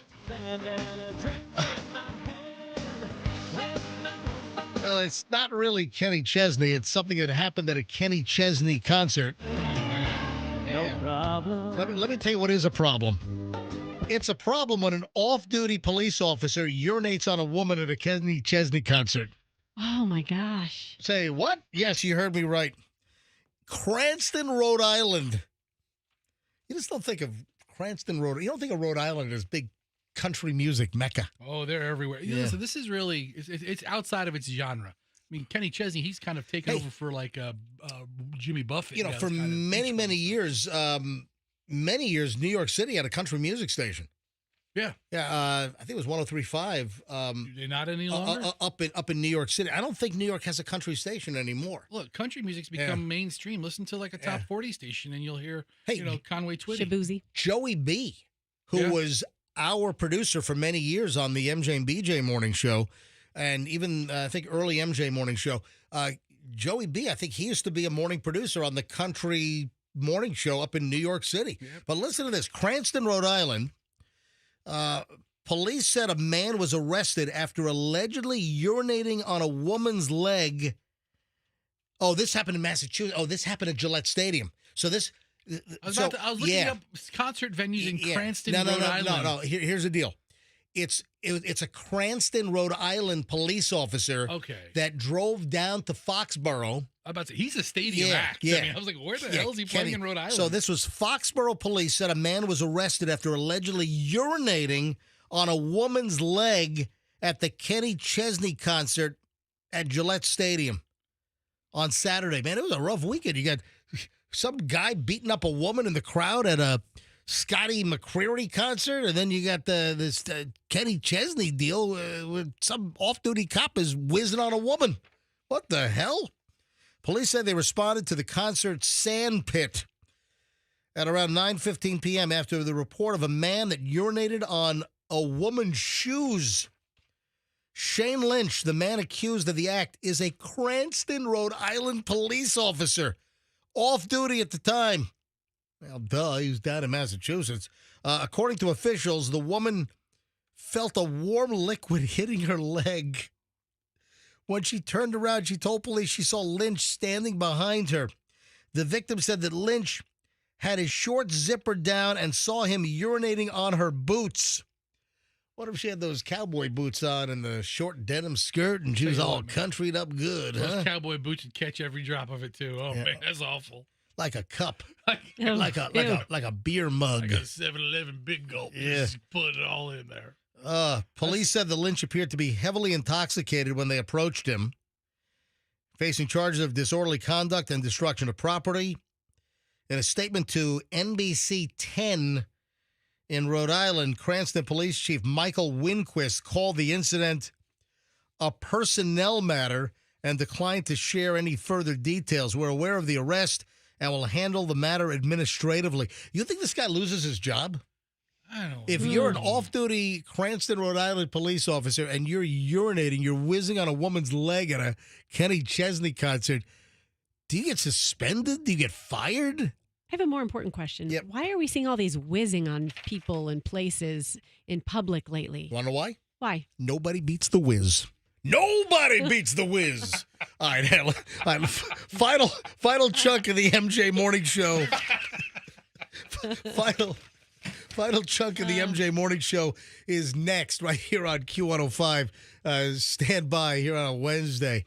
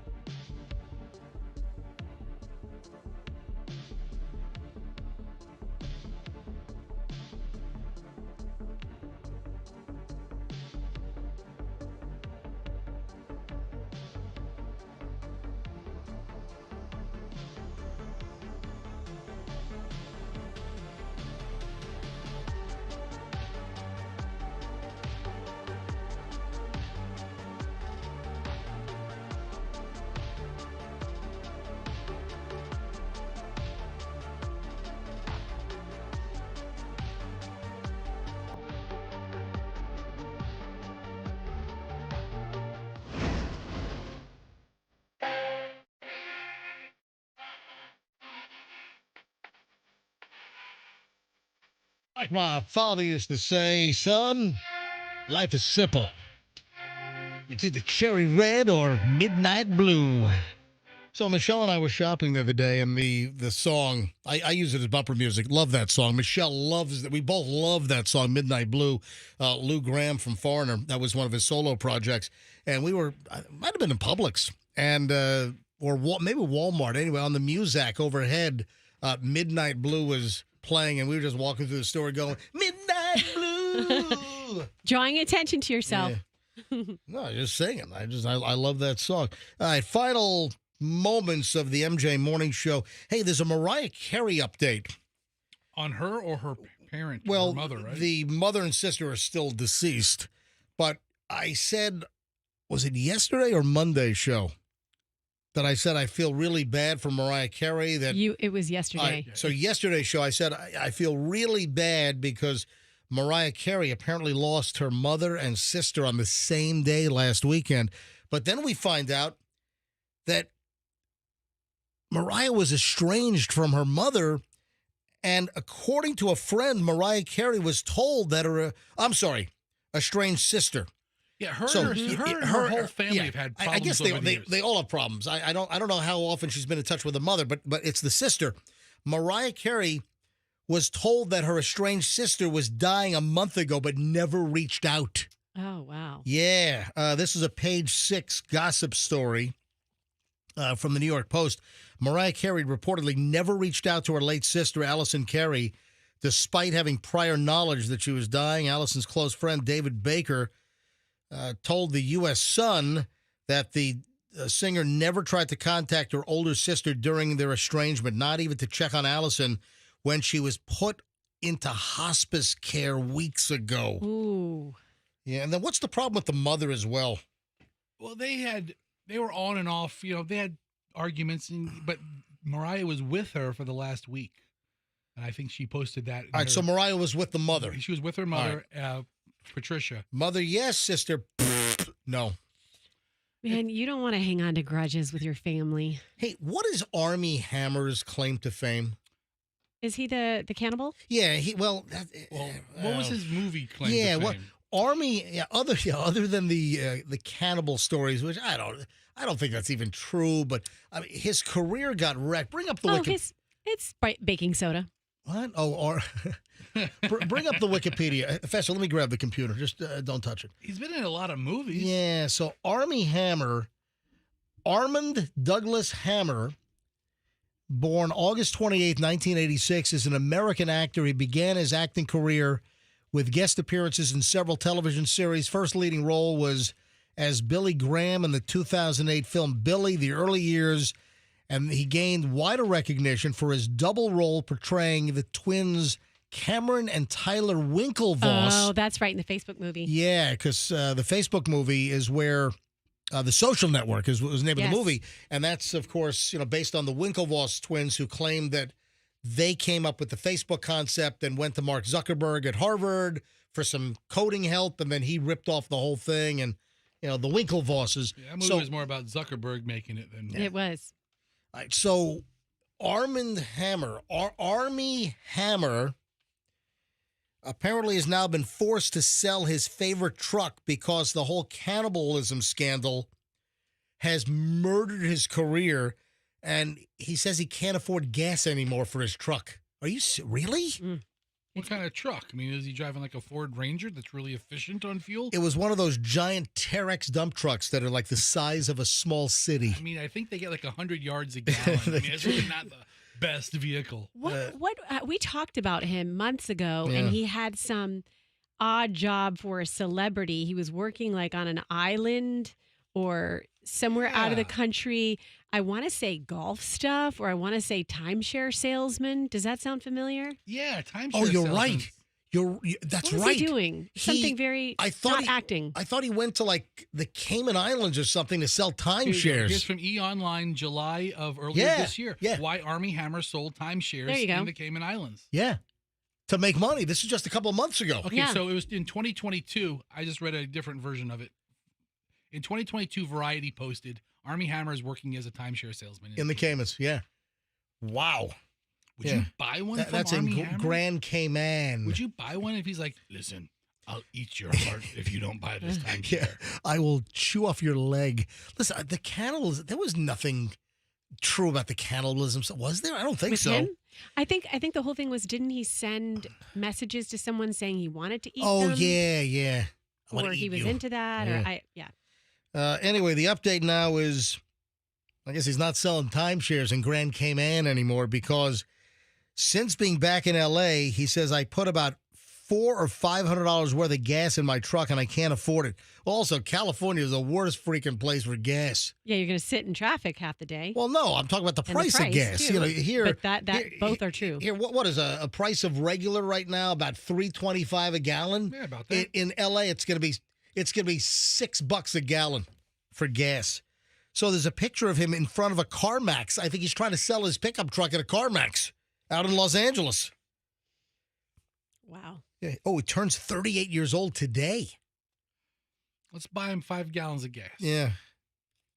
I don't think he actually ate anybody. I don't think he was, part of some, crazy, Yeah, I think he talked about it.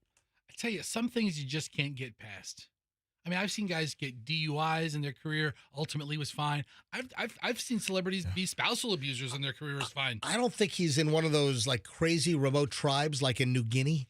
No, he's not. Where you can't go on the island or else they'll murder you and eat you. And I don't think he's been on a plane flight where that crashed and they were stranded for a bit and he had to eat his fellow passengers. Or I wonder if he saw the movie Bone Tomahawk. Could have been in that. I could think of some really awful things people have done and recover. career-wise. Yeah, so and then Armie Hammer just talks about No. eating people. No, there was more to, trust me, there was more to this story beyond, I mean, the cannibalism was like the shock value thing that was the exchanges with these text messages with the person. But I think there was some Me Too types of things going on and some abuse. I have to review it. Yeah, I have anyway, to revisit it. his career was murdered. I don't know if there was any cannibalism, but I don't know if anyone ate his career, but his career was murdered. And he's having just a lot of trouble. Now, I'm going to bring this up now, but I'm not going to go in depth because I want to take phone calls on this, and obviously it's too late to do that. But I've been holding on to this for a couple of days.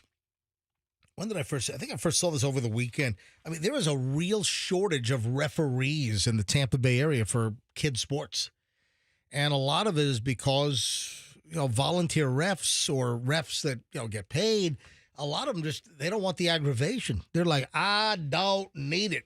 With the number of parents getting aggressive and yelling, and there have been physical altercations between parents and referees. We're talking about, 12-year-old soccer, peewee football, little league, and it's just insane.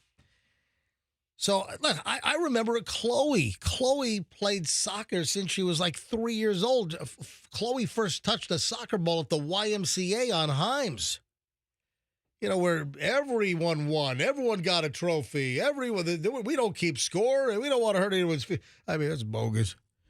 All right, so Chloe's been playing soccer forever. And when we started getting to the competitive state, even like 10, 11, 12 years old, and she's playing club soccer, I witnessed many parents go nuts and F-bomb the refs and, yell and threaten the refs. I've seen it. So a lot of the refs are just sick and tired of it, and they think it's dangerous, and they don't want to deal with it. So there's a major referee shortage here in the Tampa Bay area. That's one of those jobs. Unless it's a total blowout, if it's a close game, 50% of the people who are there that night are going to hate you as the ref. Yeah, and it's not. Well, it shouldn't be that way. It shouldn't be that way. No. And I wouldn't. I don't agree with you there. I don't think it's 50% of the people hate you. I don't think it's the whole other team hates you. If there's a questionable call. Yeah. Well, listen. Sometimes there's a vocalization, but bad calls happen. Yeah. There's a bad call in the Little League World Series in the 6th inning over the weekend. That was it was on ABC. There was a bad call with me at the buffet a couple of weeks ago. Oh, my God. I was paying for that. I could have used a ref. Bad choice. Stop right there, sir. Anyway, Thank you, ref. I want to take calls on this. Let's get back into this. Let's do There's it. a nationwide ref shortage, and that shortage has hit the Tampa Bay area. For like Little League or flag football or name it. Pee Wee football. You name it. If they need a ref for it, there's a shortage in the Tampa Bay area. So we'll pick that up tomorrow. There is a porch pirate story, man. This is really a porch pirate story. This is out of California, Fresno, Clovis. People are actually stealing the porch chairs and plants. That is a real.